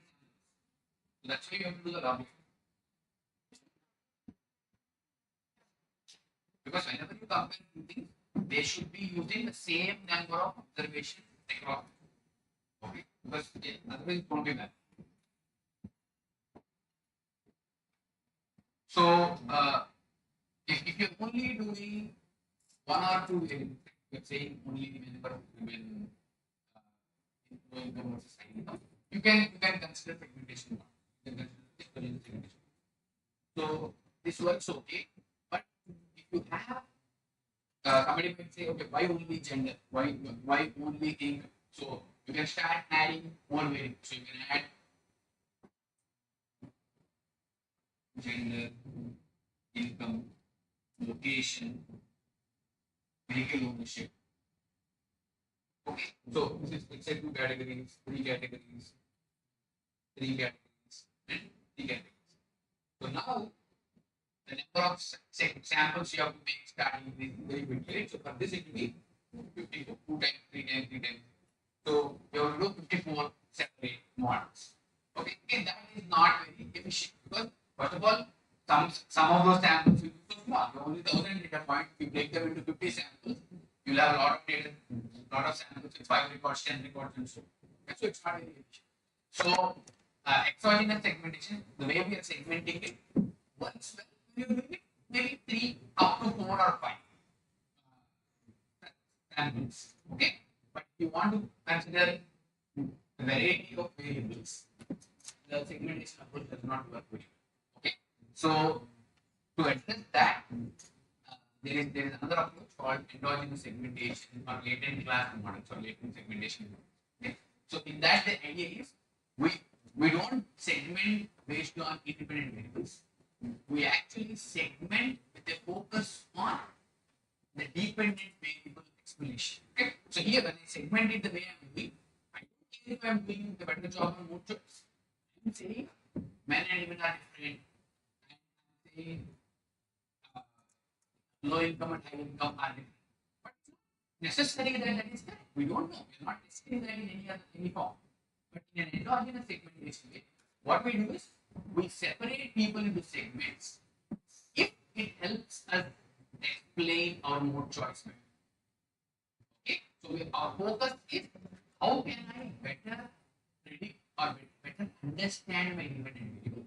With that in mind, can I come up with a smart way of segmenting the population? Okay, so we usually in that approach we go to 2 or 3 segments, but the segment membership is a function of different independent variables. It's not just one variable. Here we have everybody can tell who goes into which segment because men, women, so or high income, low income. So a single variable determines segment membership in this process. But in an endogenous model, you are actually using an equation determine segment. So let me see that.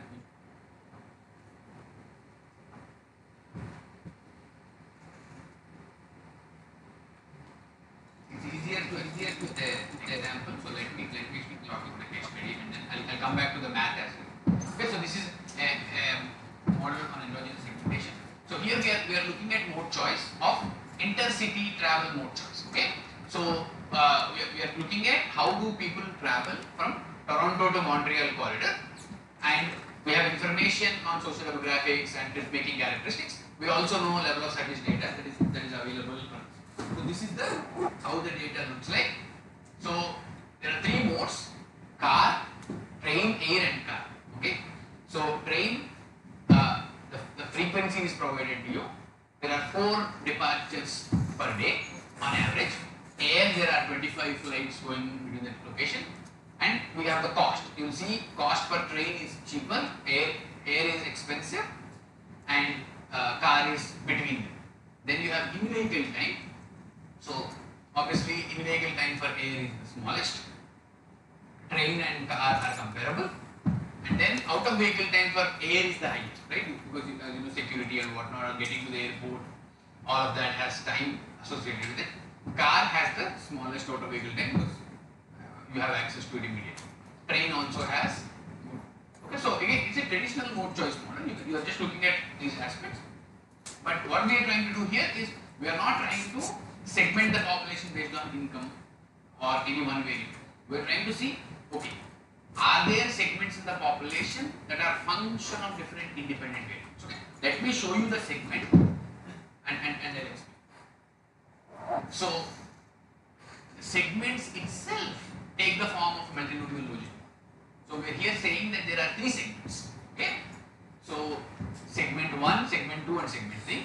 Segment 3 is the base, and we are estimating the effect of different variables on segment 1 and 2. So if you look at, for example, female, okay, which segment are female riders most likely to like based on the numbers you see?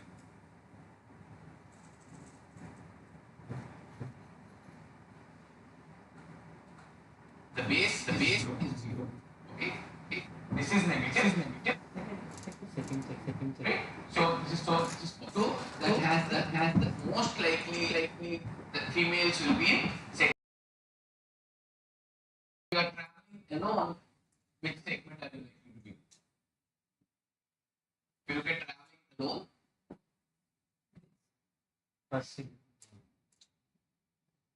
so it's not the first segment, it's the third segment, because third segment is 0. 0 is higher than both negative values, right? So you have to think of it that way.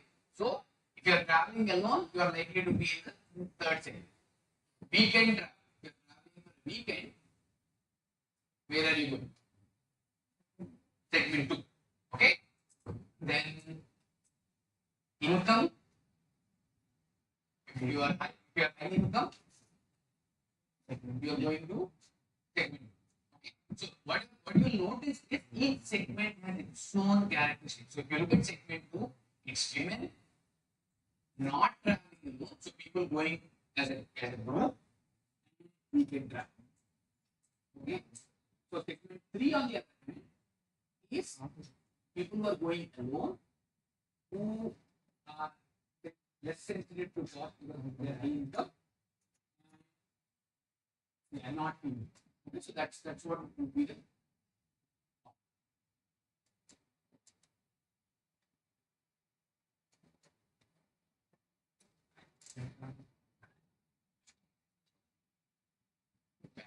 background is low. Yes.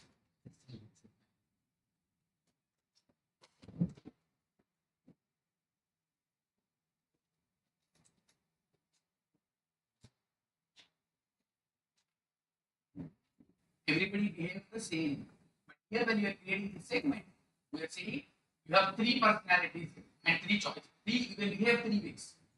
But the same person. So I'm putting the same person in 3 ways. So in each personality, the choices are different. So maybe if I'm in segment 3, I will fly because time is very important for me and I'm going for work. If I'm in segment 2, I'm going for holiday, time is not that important. I can take the car or the bus. If I'm in segment 1, I'm neutral to everything. I might do everything equal. Okay? So these are the shares of each segment. You can see, you can estimate that there are 49% of the people go to segment 1, 49% of the time, 12%. So very small percent goes to segment 2, 39% goes to segment 3. So if I look at the weights and average that out, this is what you get from the weights. Okay? So now let me show you how people in each segment behave in terms of mode choice. So before that, let me give you more characteristics. So we talked about this. So look at the characteristics of the independent variables in each segment. For people, when you are in segment 1, look at the income. the highest income people are in segment 3. Right? So high income individuals are more likely to be in segment 3. Look at the female rate. Overall market is 0.2. Right? This is 0.2. Look at the proportion of women in segment 2. It's 0.4. So predominantly women go to segment 2. Similarly, traveling alone is 0.7, but segment 3 is 0.77. So more people in the personality are going there. Same thing for weekend travel, everybody is in segment 2. Trip distance, again, segment 3 has the longer trips. People who make longer trips are in segment 3.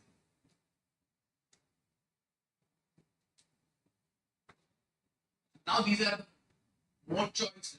So given they have 3 personalities, how do they behave in each personality? Look at segment 1. Okay. Segment 1, segment 2, segment 3. The constants are also a little different. Let's talk about constants later. Let's look at in-vehicle travel time and motor vehicle travel. If you look at segment 2, travel time is not even significant because they don't care. Okay? But if you look at segment 3, it's significant and substantially higher than others. So this is 0.02 here, 0.06. So they're more sensitive to travel time in segment 3 and less sensitive to travel cost. Okay, so travel cost is here. You'll see this is sensitive to travel cost, more sensitive to travel cost, least sensitive to travel. So we are saying 3 different behaviors. If you come to segment 1, you care about money and travel time. If you go to segment 2, you don't care about travel time, you care about money. If you go to segment 3, you don't care about money, you care about travel time more. Okay, so these are employed folks traveling for work. These are women and holiday people traveling during weekends. These are others, basically. There are somewhere in the middle group, that normal group traveling for that. Okay, so if you estimate a single model, we cannot capture all of these variations. By doing an endogenous segmentation, we are able to capture variations in behavior across different variables. So here your frequency also impacts are different. So here frequency has much larger impact than the other two. Now if you look at the constants, segment 2, look at the constant for air. Segment 3, it's significantly positive compared to segment 1 and segment 2. Same thing for train also, it is positive. In segment 2, they are not flying.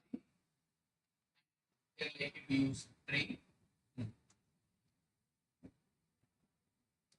Car is the mix. Car is 0. You have 3 alternatives, you can only consider 2. So basically, if it's positive, it's more than car. If it's negative, it's less than. Is that okay? Any questions? So this is an approach where we created 3 segments, and the segment membership is not based on one independent variable. It's actually several independent variables. We looked at gender, we looked at income, we looked at how are they traveling, and how far are they traveling. So this is if we had to do a segmentation based on this, there are 3, 4, 5 variables, right? If you have to create groups with this, you'll probably need 50 to 100 models. You don't need that. We're able to do it more efficiently, and more importantly, these segments optimize our prediction. Our objective here is this segmentation process is specific to improving our mode choice. How well can we predict the choice of each person in our data set? That is what governs the segmentation. The segmentation I showed there has nothing to do with the dependent variable. It doesn't care what you are modeling. Yeah, men and women are different, so we split the data. Or high income and low income. That does not necessarily select variables which improve our mode choice model. Here, we carefully are letting the data tell us which variables are important to better predict our model and estimating them. Okay? So, again, there are some software which run this model. I think Apollo has them team to do later class models also. But they are known to be a little quirky in the sense that you have to know how to estimate the model. So when you do the estimation process, you have to be careful. There are a lot of papers using latent class models in literature. So it is possible to develop them, and I think there's significant value in clearly being able to see how we are segmenting the population, and then using that to better understand the choices that we want. So we've used these models in safety, for example. When we are modeling injury severity, there are two types of crashes that happen with very low risk to the person. So they're mostly 90% chance is no injury that happens. Car gets damaged, but no injury. But then there are some high risk crashes where significant percentage of them go to the hospital, severe injuries and fatalities. So when you are able, if you are able to separate those out, so we'll see that the segment where people are under the influence of alcohol, not wearing the seat belt, going over speed limit. These are the folks that will go through the risky segment. And then there are others who are driving regularly, but again they get involved in crashes. So you are able to find two segments: the safe segment versus the risky segment within the process. So again, it's useful when you can do something like that, and also in other contexts, also it is useful. Same thing in another context in safety, you can look at roadway segments also. Like there are some roadway segments where crashes happen a lot. There are others. If you look at any data set for segment level crashes, there will be like 5% of roads which have a lot of crashes. Then the rest of them are either 0 or 1 or 2. So again, you can capture that relationship through a latent class model where you have a segment. There are characteristics of the segment that identify why it is more risky, and there are other characteristics why the others are not as risky, and you can model. Okay. Any questions?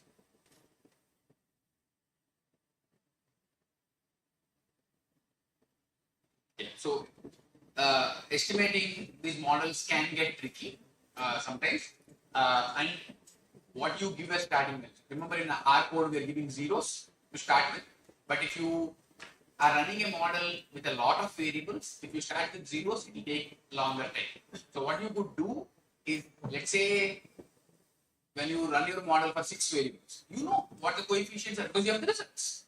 So you can put those as the starting value. Instead of putting 0 for all coefficient, you can put the convergence results from the previous iteration as your starting values, and only for the ones that you newly added, put a 0.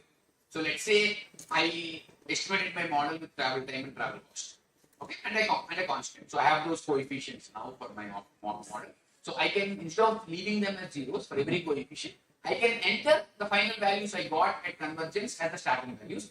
And for every new variable, so let's say I have travel time, travel cost, now I am adding number of transfers.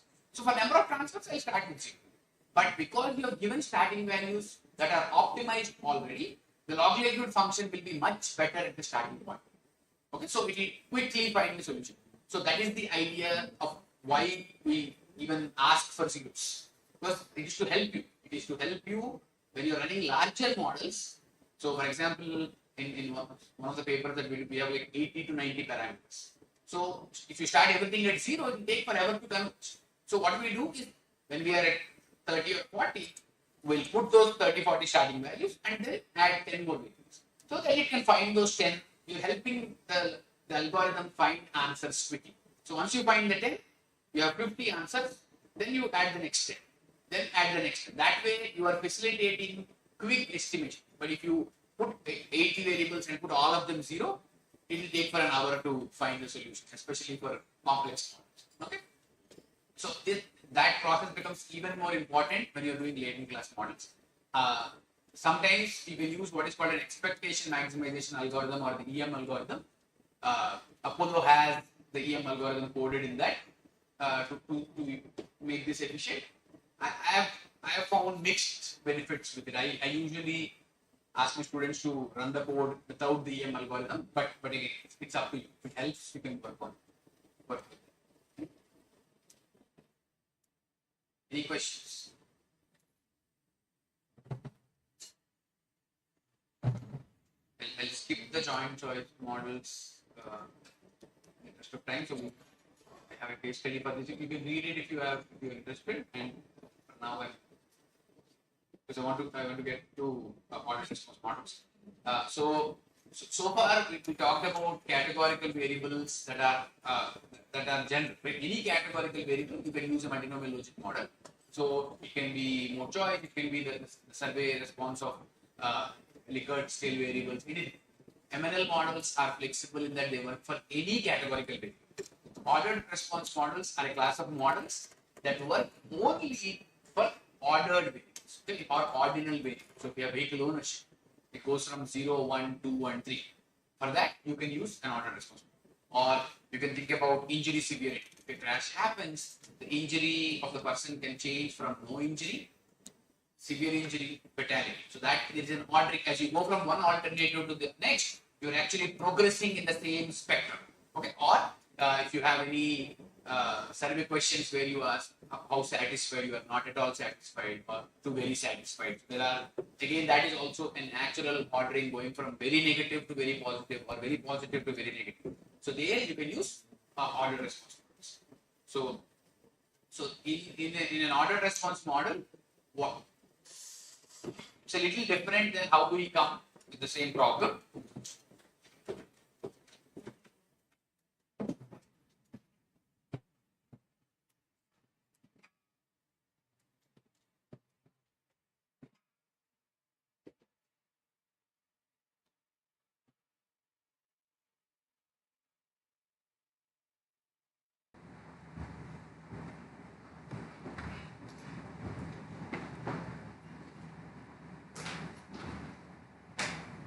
So in an MNL system, you have three alternatives.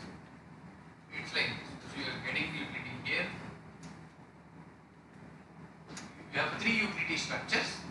So you create these bars and say, okay, this is the largest, so this is what is chosen. So this is the approach we use. So we're using comparisons like this. In an order response structure, we do it differently. What we do is, there is a line like this. Three alternatives. We assume that there are two thresholds, and we divide it horizontally. What we are saying is, because there is a natural order, all I need to do is find the cutoff or threshold where the alternative changes. So if you are below that threshold, you are in this alternative. If you are above this threshold, you go to this alternative. If you cross this threshold also, you go to this alternative. So it changes based on how we use. So here there is epsilon 1, epsilon 2, epsilon. There are three error terms in this system. Every alternative has its own error. But here there is only one error. The whole process is managed with one random variable, and we use that to partition the alternative space into as many pieces as needed. So because they come from different processes, they are not equal. But when you only have two alternatives, both approaches will give you the same answer.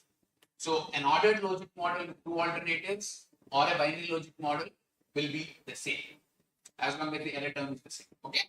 But once you go beyond two, there is no equality. There is no relationship between them, and they are not the same models. Okay. So any questions? So the way the ordered response model works.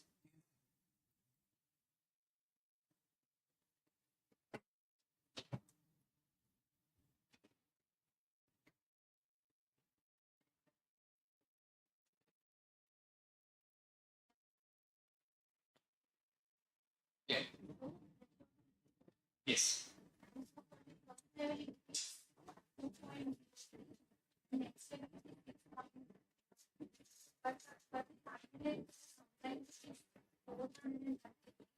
Yes. It is possible depending on the structure. We'll get it. Okay. I'll explain that. We'll talk about that as we go.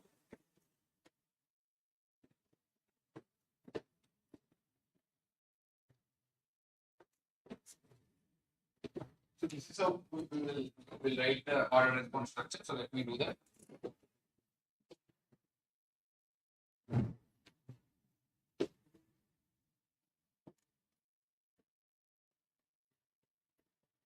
So there is, we hypothesize here that there is a propensity for participating in the activity or choices that we are modeling.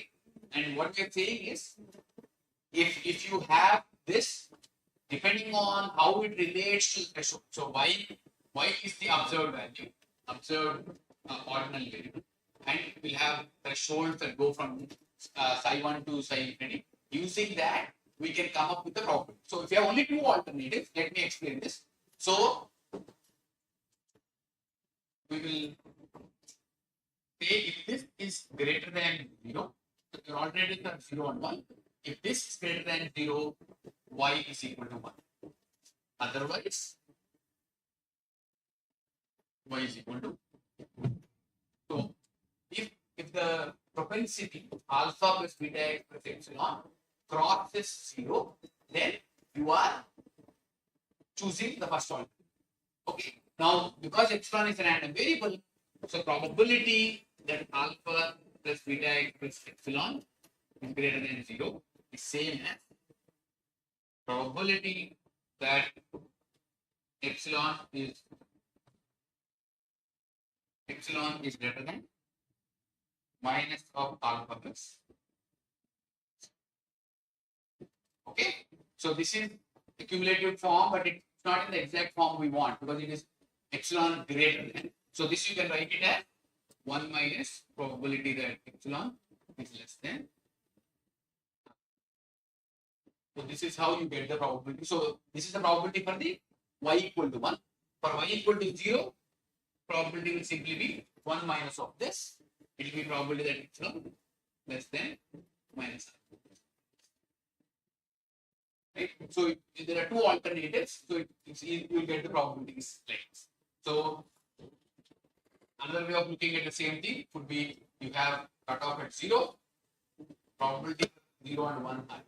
So if the propensity is this side, you are looking at this area. Okay. Otherwise, you are looking at this. So this area is simply cumulative up to 0. This area is 1 minus the same. That's how we compute the probability for order response with two alternatives. Okay. Now, if you have more than two alternatives, what will happen is it will the equation will change a little bit. So it will still look similar, but here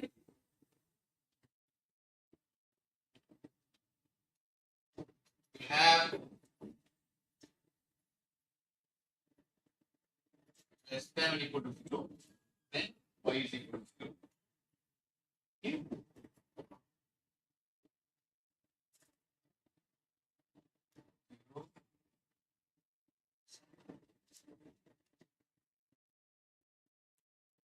There are two conditions as we keep going forward, right? So there are more alternatives. So sorry, a minus 1. Okay. Here I don't have to put less than or equal to because the last one is effectively infinity. So I only just look for this. So if you look at the threshold like this, 0, psi 1, 1, psi k minus 1. So if you have k alternatives, so the last one is I don't need any upper limit because that's infinite. So basically, as long as I'm greater than psi k minus 1, this is how we. So the probability now will not just be one term. So in the beginning, it will be one term. When you come here, the epsilon has to be greater than something and less than something. So there will be two terms. So probability of this minus that. So there will be this will be the larger probability. You will subtract from the smaller probability, which is actually what you will see here. Okay, so that sequence continues in that fashion. So let me show you the actual problem. If you have something like this, this is how the probability will be. Okay, so you have CDF of minus alpha plus beta x. You'll see there is a nice continuation. So this probability moves here. This moves here. This will move there. So it will keep. So when you are computing, there is a nice sequence of because we have already computed that. Just use it to compute the problem. So if you have 5 alternatives, you'll only because I'm using 0 as a threshold. I don't even need 4, I only need 3.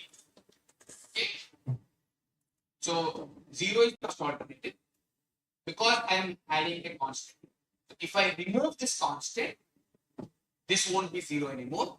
This will be psi. Okay. Think of it this way. In a multinomial logic model, if you have 5 alternatives, how many constants can be estimated? 4. Right? One of them has to be 0. You can get 4 differences. Similarly, here, if you have 5 alternatives, I can do 1 constant and 3 more thresholds. There are only 4 degrees of freedom. When you have 5 alternatives, I can fix 4 degrees of freedom. So it could be 1 constant and 3 thresholds, or 0 constants and 4 thresholds. It's up to you. Okay. So if I don't have alpha here, this won't be 0. This will become psi. You go to psi 1, psi 2, psi k. Okay. That's how it will go. So once you get the CDF, if you use epsilon as a normal distribution, you will get a probit, ordered probit model. If you use a logistic distribution, you will get the ordered logic model. So the logarithmic function is exactly the same as what we did for MNL, and you can use it just like that, the way we used it in multinomial logic model for maximization and distribution. Okay. Any questions?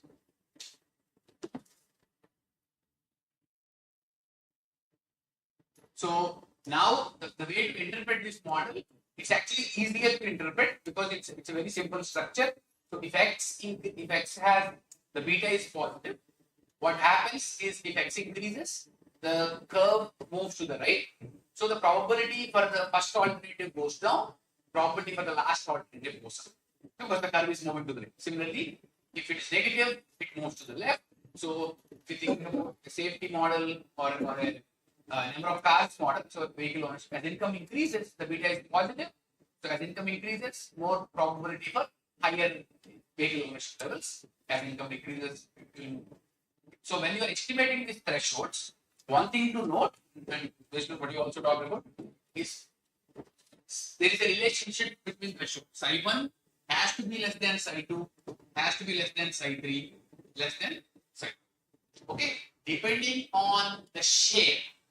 If your share for some of the alternatives is small, right? Because at the end of the day, what we are doing is we are doing the probability distribution limits. So if the probability for the last alternative is small, your psi 3 will be very close to infinity. If your share for the last alternative is, let's say, only 1%, then you can see a huge jump in the psi 1 value. That's why usually it happens. Okay? If your share for last alternative is very high, psi 1 will be very small. Okay, or psi 4. So this could be usually the way I see it. This is like -2, 1, 4. Something like that. This is common. Okay, this is. But in some cases where there are skewed shares, you can have issues where your thresholds become very large. It can happen, but I would still look at the data carefully if that happens. You said 400, right?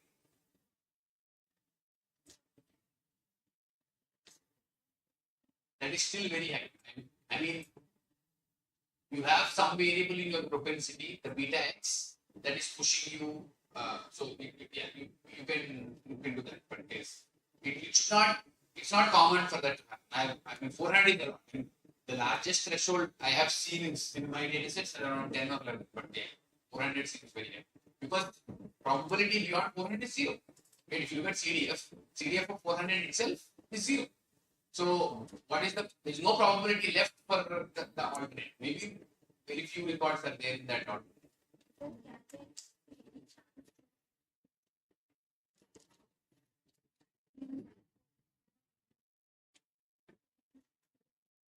No, they cannot.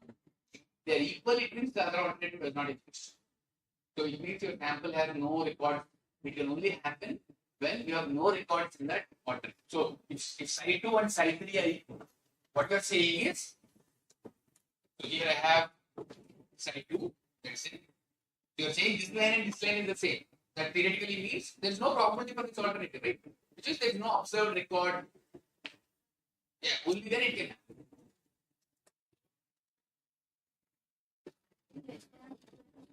Or not equal, sir. They shouldn't be equal. They have to be strictly less than. So now in this approach, the only degrees of freedom are on how the curve moves.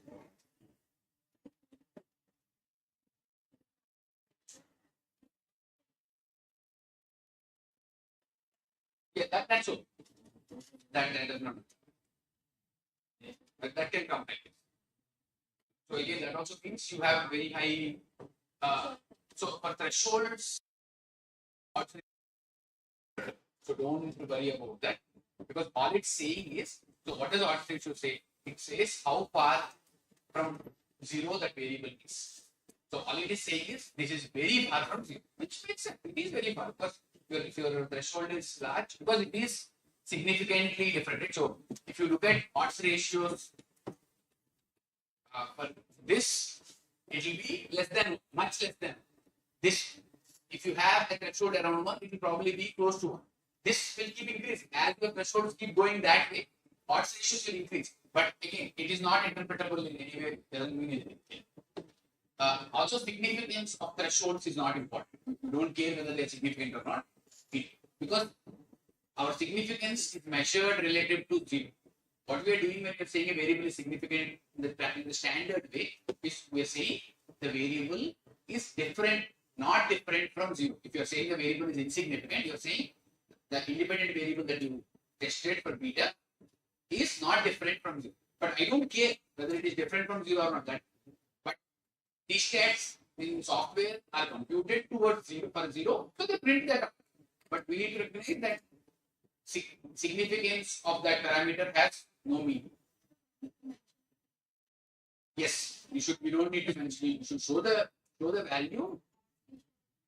Yeah, no need to mention. It's not applicable.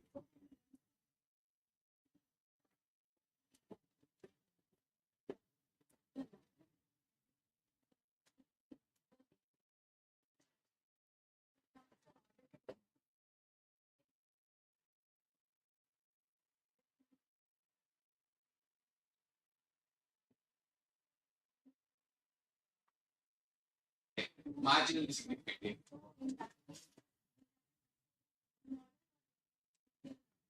So again, the most accurate approach would be to a log likelihood ratio test with and without the variable, each variable at it. Instead of doing so, once you put 4 or 5 together, even if one variable is significant, it might make the model might make all 5 of them important. But if you do it one variable at a time, both the significance from your t-statistic and log likelihood ratio should be similar. Usually, log likelihood ratio test is more reliable, but still, I'm yes.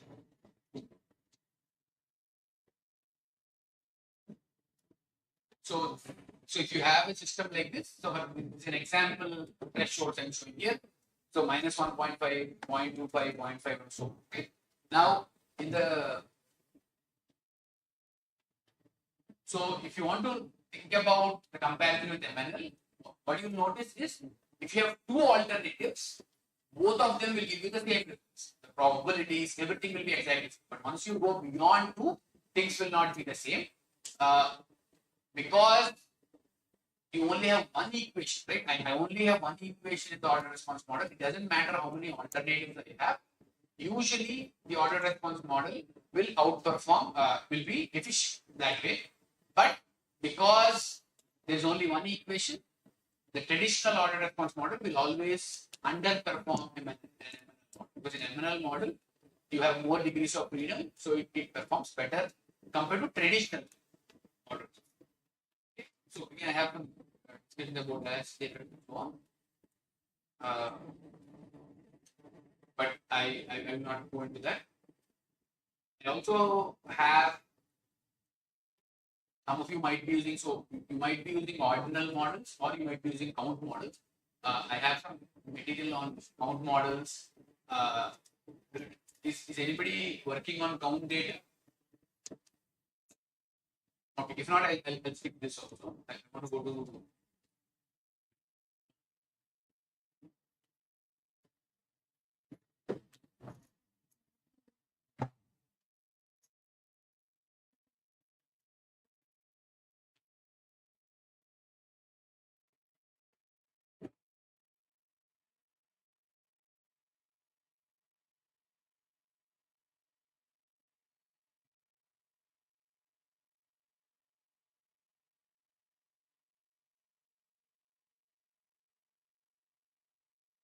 So again, as we will talk next, I'm starting the advanced module here. So we will talk about some of these frameworks where you can address the limitations of the multinomial logic model. Like we talked about taking class models. There are discrete continuous and multiple discrete extreme value models for different contexts. So we will see how much we can cover. So we talked about the issue with IIA property where if you have multiple alternatives, all that matters is the relationship between a pair of alternatives. It doesn't matter what happens to the other alternative.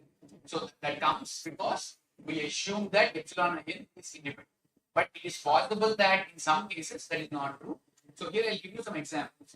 Right? So if you use a multinomial logic model for these four alternatives, you have all four independent error terms. Okay, but you can think of a case like this. So you can say this is a private alternative, this is a shared alternative. So there is something common across these three alternatives. So we can call that air, bus and rail might form what is called a nest. Okay, so there is something specific. So there is an error here, there is error here, but between these three alternatives there is some common error. Okay, and some separate error. Okay, so they also have some separation. It's not like bus is exactly same as rail. In that case, all three of them will be the same alternative. But in a nested logic model, what we are saying is we partition the error into two parts. We are saying these three shared alternatives have a common error and totally. So let's say this error is 100 units, just as an example. Each of them also should have error should be 100, but there is something like 30 common, 70 is independent. So that's the idea we are doing when you're talking about n nest. So we are saying we are trying to find what is the percentage that is common, what is the percentage that is not common. So if it is 100% common, then we will have to say, oh, these three are the same alternatives. If it is 0% common, we go back to this. We don't need that structure. Okay, so that is what we are trying to figure out when we do a nested logic model. Now, somebody might come and say, bus and rail might have even more common because again they are slow moving shared modes. Okay, so that's also possible. You can have a scenario like this. So what that does is, this is always, let's say it is 100, it stays at 100. There is 30 common here, so this is 70. There is another 20 common here, so this is 50 and 50, something like that. So that is the way you partition the correlation.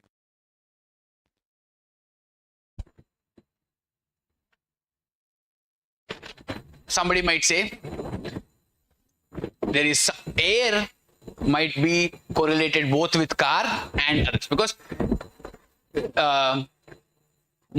it could be more control, if you can think of it that way, or price wise it's expensive versus this. There are some factors that it might be correlated with car, for some factors it might be correlated with bus or rail. Okay, but this we cannot handle with a nested logic model. For that you need something called a cross nested logic model or more advanced models. Okay, the first three can be accommodated within a nested logic model. The nested logic model, you can have any levels of hierarchy. Okay, depending on if you have 8 alternatives, you can probably have 3 nests. Okay, so that is possible. But one thing to note when you have a 2-level nest like this is the correlation that you have here should be less than the correlation here. Okay, if this is like, for example, I said, right, 100, 30 is common. So what is left is 70. So this 20 should be able to accommodate, should be less than that part. Okay, so there is a requirement that we call it the log sum parameter. The log sum parameter has to be smaller. Okay, because if this is larger, the model estimation might give you a larger value. Okay, I've seen published papers where they reported that this has a larger log sum than here. The reviewers did not see it, it got published, but that is wrong. You cannot have it. Objective function maximization wise, you might get a numerical value like that, but physically that is meaningless. So you have to be careful when you're doing nested logic models, because when you end up with a model, you need to make sure that physically it makes sense. So for that to happen, the hierarchy of the row parameters has to be maintained. So if this is 0.8, this has to be less than 0.8. Okay, if this comes out, when you optimize, sometimes you get 1.5. Again, all of them have to be less than 1 and the hierarchy has to be maintained, just like a threshold. Okay. So I'll explain how we do the formulation. Okay. So consider this 4 alternative case. Okay. So we have 4 alternatives: car, air, bus, and rail. So we start off with this. So U car is V car plus epsilon car. This is the independent one. We won't have to worry about this one.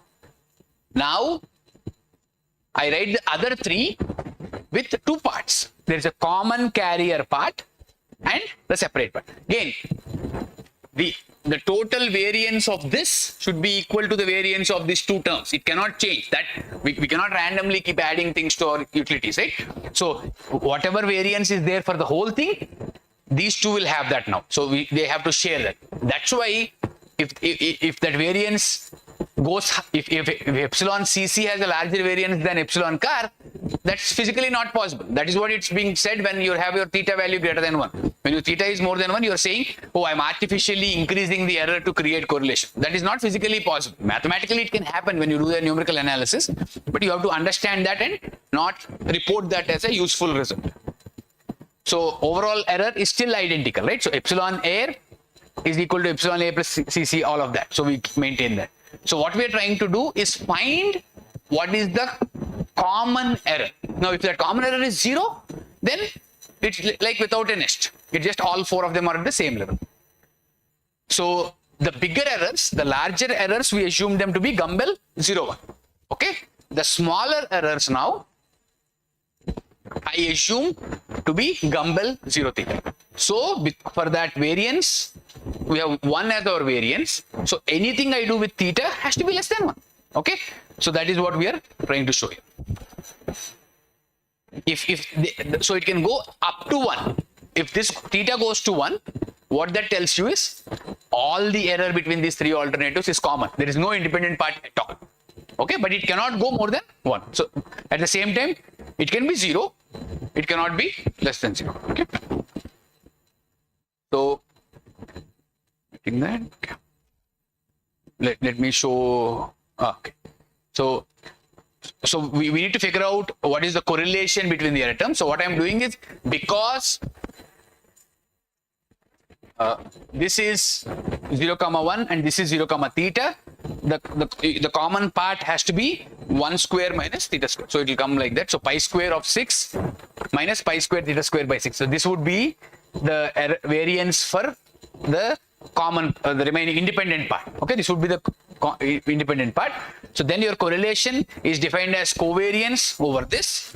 So if you look at that, it'll end up being, correlation will be 1 minus theta square. Okay, so if theta is 0, there is perfect correlation. If theta is 1, there is no correlation. So this will be the correlation term. So whenever we are testing our hypothesis, our t statistic is not, for theta is not relative to 0, but it has to be relative to 1. You have to compute this separately. So in the software, it usually prints the t statistic relative to 0. What it does is it does beta minus 0 by standard error. But when you estimate this, you have to do beta minus 1 divided by standard error. Again, some software do it correctly, but you need to check, because our null hypothesis is there is no nesting, right? Because you have to prove beyond doubt that A, B, and C are correlated separately. So that's why our null hypothesis theta equal to 1. So you have to compute your t statistic relative to 1, not 0. Everybody okay with that? Okay, so now the way the probability works is you do it in parts. Okay, so let me show it here. So this is 1 and this is theta. Okay, so the probability, it's still multinomial logit. Okay, it's still the multinomial logit probability. So instead of saying this is e power v air, we will say it is e power v by theta, because it is, when theta was 1, we said it is e power v car. Okay, so when we initially did the probability,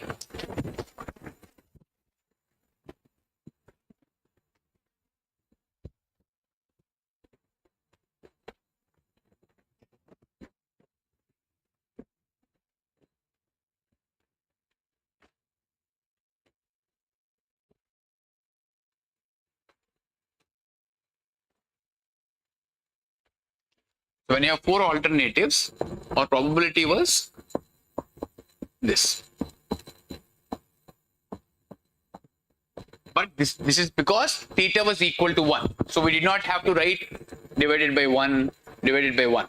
But now theta is actually theta. So our probability will be e power v1 by theta, v1 by theta plus v2 by theta plus v3 by theta. That's what I'm doing when I'm looking at the nest. So when we go to the nest for the 3 of them, it will be e power v1 by theta, v2 by theta, v3 by theta. That is easy. The challenge is I don't know which of those 3 are chosen. I have to, so the choice now is between car versus all 3. Okay. So to figure that out, I need to figure out maximum of the utilities of these 3 numbers.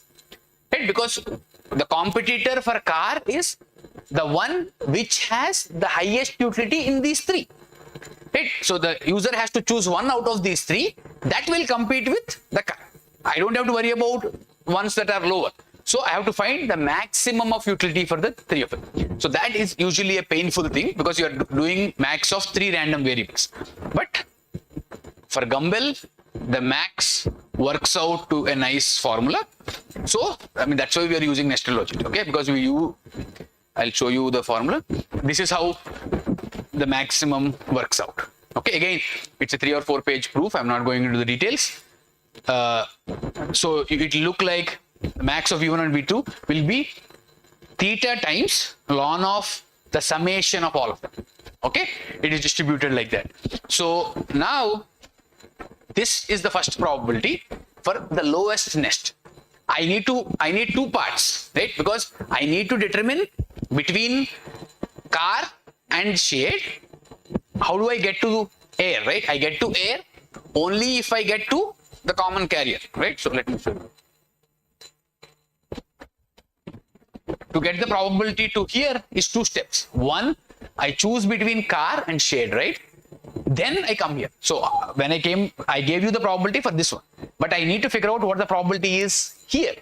Okay, that is the next step. For that, I need utility of car and utility of the maximum of all these 3 of them. Then it's a binary choice. If I know the maximum of these, it's just a binary choice, right? Between car and then it becomes easy.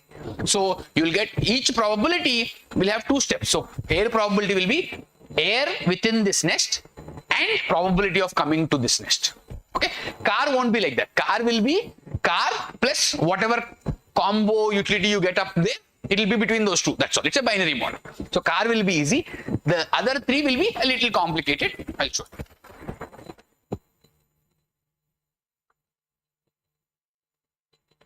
So this is the utility. I'm just deriving the value. So it look like this. So car will be exponential of car plus some theta times some gamma log sum. Okay, I'll show you what that log sum is. So for shared one, it will be between VC and this because it's a binary model, right? So now what does that delta look like? That lamp gamma look like? I think I defined it in the previous video. This is the gamma. So I'm not writing there, so it's easier to see. So it's simply ln of exponentials of the utility. Okay, so this is what goes into that term. So now with that, knowing that, you'll have everything you need. So if you know this one, okay, so you can compute that. Now if you want to see, if you set the theta is equal to 1, when you multiply this with this, it will actually collapse to e power v air by all the 4 exponentials. You can try that. It will simply collapse to what we get for a 4 alternative case. But whenever theta is different from 1, it will look something like this. It will be this multiplied with this. That is the property. Okay.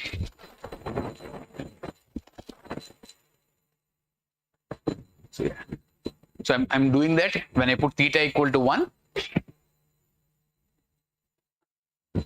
You'll see that exponential and ln will cancel off. So that 3 terms will cancel off with this 3 terms. And because again this and this ln and exponential, so this and this 2 will cancel off. this exponential and ln will cancel. So you will get the usual 1. So you will have exactly the simple MNLT that comes. Okay, if theta is equal to 1. So again, it shows you that nested logit model, if you restrict theta to be 1, it will be multinomial logit model. Okay, any questions? Yeah, so now I think I should have a slide. So if you do the IAA relationship here, if I do PI by PJ, okay, if you are for MNL, it will cancel off, right? The denominator cancels off. But here, it will not cancel off, because if you do the ratio between car and air, the air probability has a weird formula, right? So if you do air CC and rail CC, within the nest, it will cancel off. Yes. So between car and others, IAA is no longer a problem. But once you, within the same nest, we still have IAA, because the probability is still e power VA by the summation of all three, right? That denominator will cancel off. So that's what I'm saying here. It simplifies for the shared alternatives, the three alternatives in the nest, it will simplify like the MNL. But when you do it with car and air, it does not simplify. So between the nests, if I am changing the car share, all three of them are involved. Okay, but if I change car, the rail one, it might not be. When you do with rail and bus or rail and air, it's still IAA.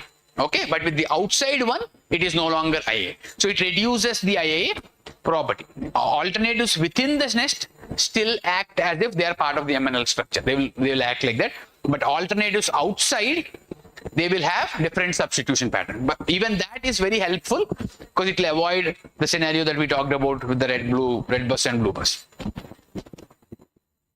So I'm showing again, elasticities for nested logit can get very complicated because the probability expression itself is messy. This is the probability expression, right? So we're taking derivatives for this one. So it can get complicated. Yeah, but there are software that do it for you. You don't have to do it. So I have some formulas here if you're interested. And again, the formula we derived is for one kind of nest, right? So if you want the other kind, so where these two go down, okay, the probability formula will become longer, right? Because there are three steps to get to rail. I have to get to common carrier, then to public transit, then to rail. So there is conditional on where you are. So there is a log sum going up once, there is a log sum going up twice, and then you get to the top. Okay, so the probability expression, my first effort to learn PhD was one of these models. So I remember spending multiple days writing the formulas for all of these things. So something like this. So I'm showing here. This is the mathematical process, right? So you have dA, that is only one. Then there is two parts for the second one. Then there are three parts for the third one. So it can get complicated that way. Yeah. So you have theta, then I put eta there. So eta has to be smaller than theta, theta has to be smaller than 1. Okay, that hierarchy has to be maintained. If that is violated, you don't have a feasible nesting structure. Okay, it doesn't matter if it's significant, it doesn't matter anything. If that order is not maintained, it's garbage. What you got for output is garbage. Okay. Yeah. So if you want probabilities for a structure like this, that chapter has the formulas. You can look it up. Again, nobody will memorize these things. You just write down if you have a case where you're working on something like that. Okay. But before you start estimating an nested logit model, okay, just because it's an advanced model, don't start with that. Do a good job with your multinomial logit model, then try nesting structures. Okay, sometimes nesting structures, thetas don't come significant. Like if you have a well-specified model, I think in my career in running nested logit models and other models, I think I got it significant only once ever. Okay, so because if you do a good multinomial logit model, you don't need a nested logit model. It does not come significant. If you are trying all the independent variables you have in your data set carefully, in the Indian context, because there are a lot of missing variables, you might end up getting it. But I think if you do a good job with MNL, it helps. Then attempt to incorporate. So start with systematic effects. Systematic effects are observed variables, your x's. So lay more emphasis on your beta x and x's. So do a good job with that. Then try for the theta, eta if you want. Okay. So if you that's when it helps. Sometimes you'll end up with a theta greater than 1. That means the formulation is not consistent with utility framework. Okay. So, yeah. So okay. So there is more material on GEV class of models. So these are advanced models that make nested logit as one of the simplest versions. There are more advanced versions of that. So in the next segment, so in the afternoon seminar tutorial today in the lab, we'll work on codes for multinomial logit and ordered logit. Tomorrow I'll quickly give a glimpse of this, and we'll talk about machine learning models also.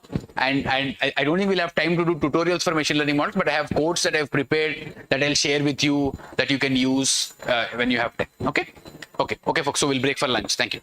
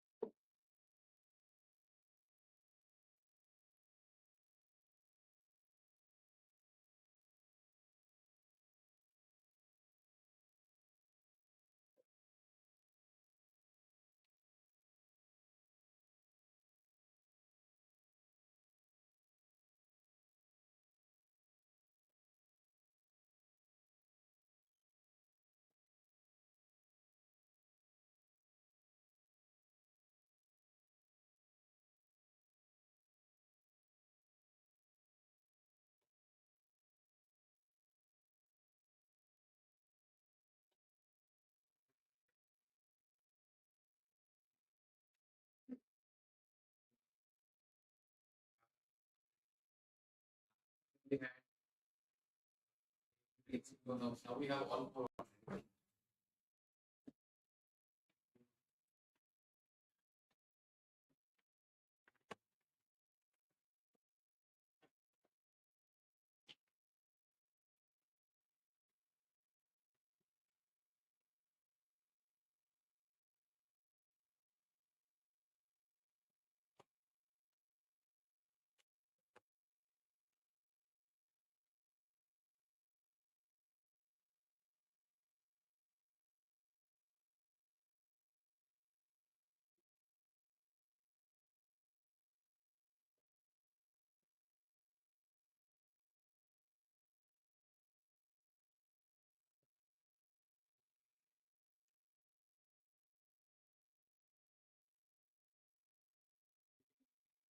Teaching, you want to try that, you can do that.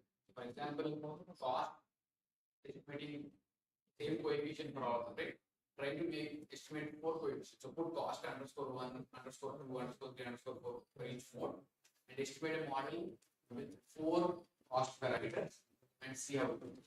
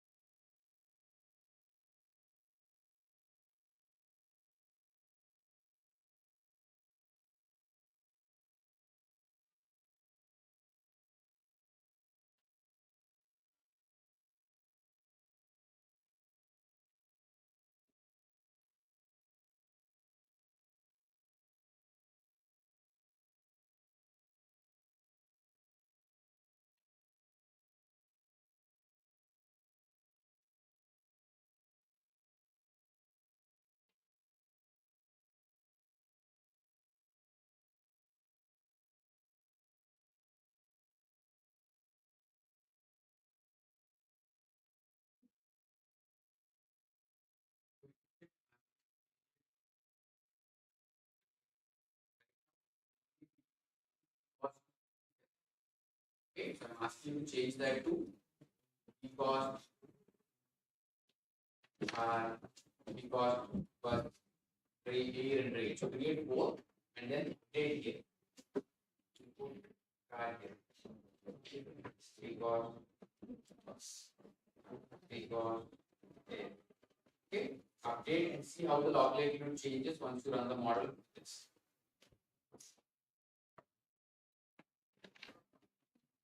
You have to create 4 of these here. Here also you have to update.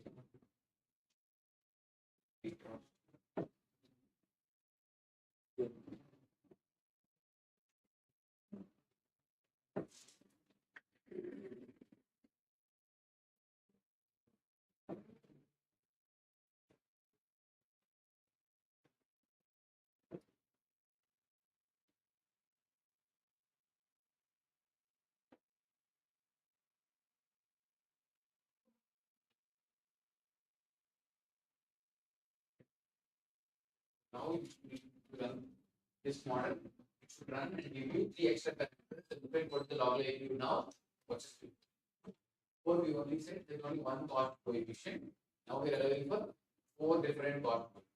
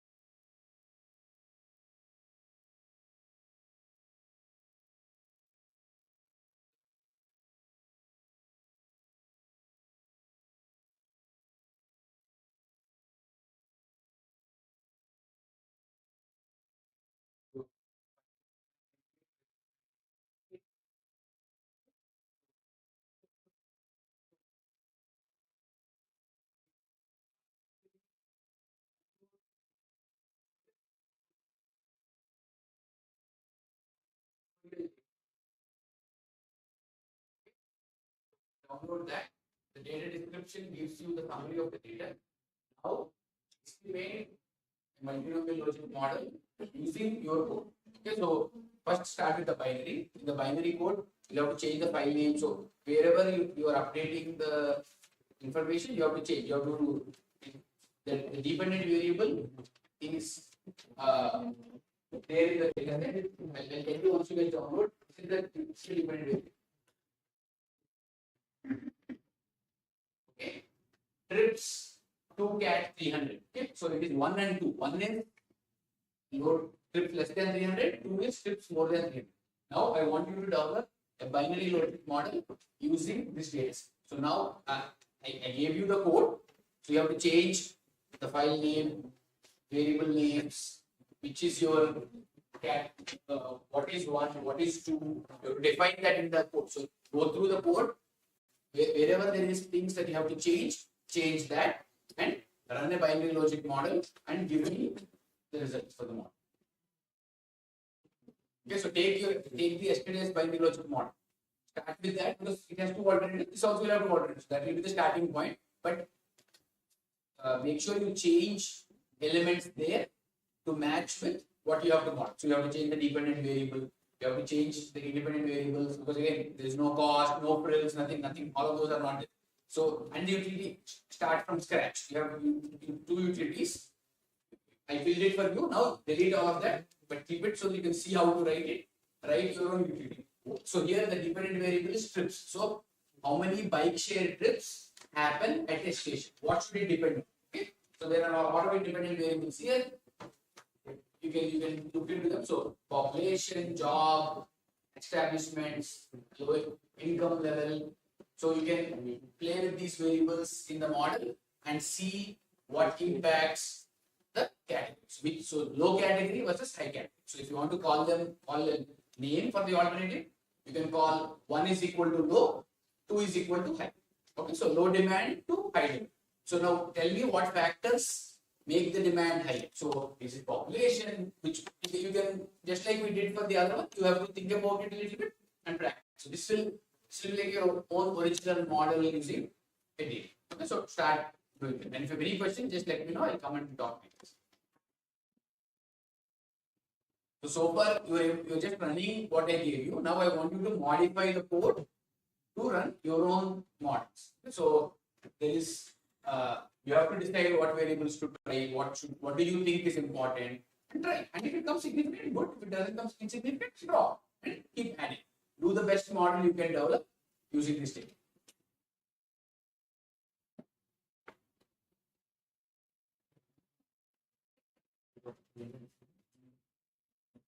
And it says both 2 categories and 3 categories. If it is 2, we can go to 3, but first let's do the 2 categories. Okay. The 2 category dependent variable is trips underscore 2 cat 300.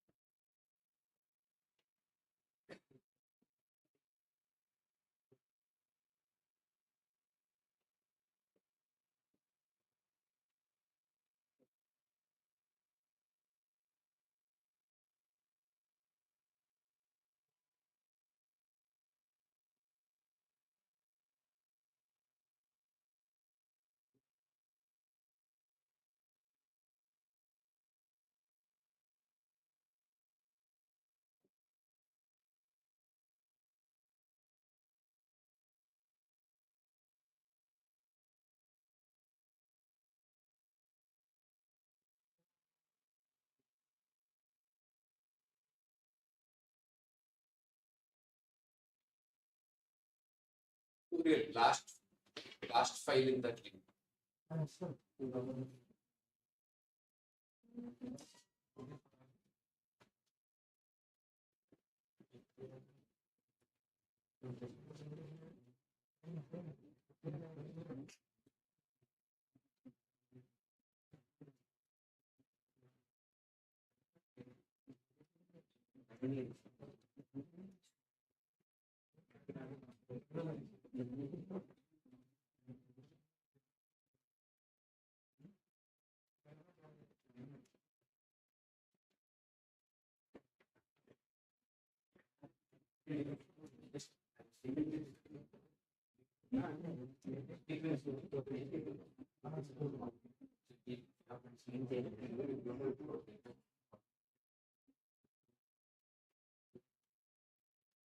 Yeah, some of the lines in the previous code, like table database 27, is just a frequency distribution of the 27th column in your data set. So you don't need to keep it, you don't have to copy it, you can delete it if you want to. Just create it as an example. Looking at a frequency distribution of the variable.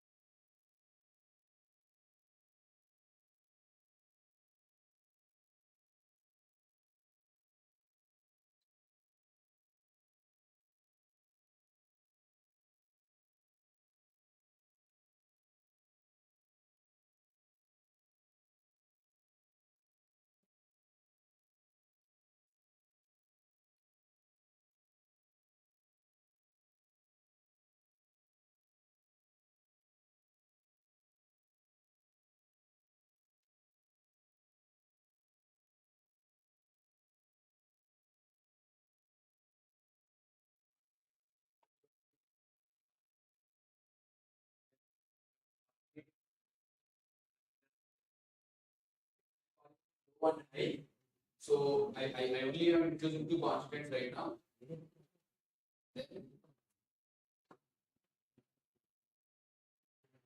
you have to update the utility equations. And also here you have to update variable, choice variable, whatever you had from the other data set. Now you have to use this data set. So it has to be changed. Availability should not be that. Change this also. I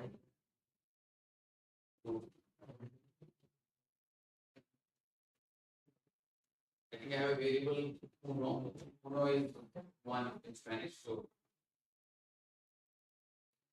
available, both alternatives are available always. So you don't have to change. So it will be both.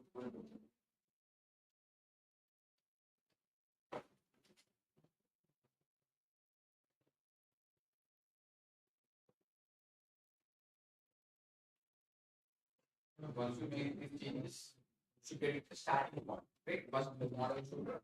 So because we put in ASC low as fixed, I fixed ASC low, so low will not be estimated, only high will be estimated. Only one constant can be estimated. Estimate one constant.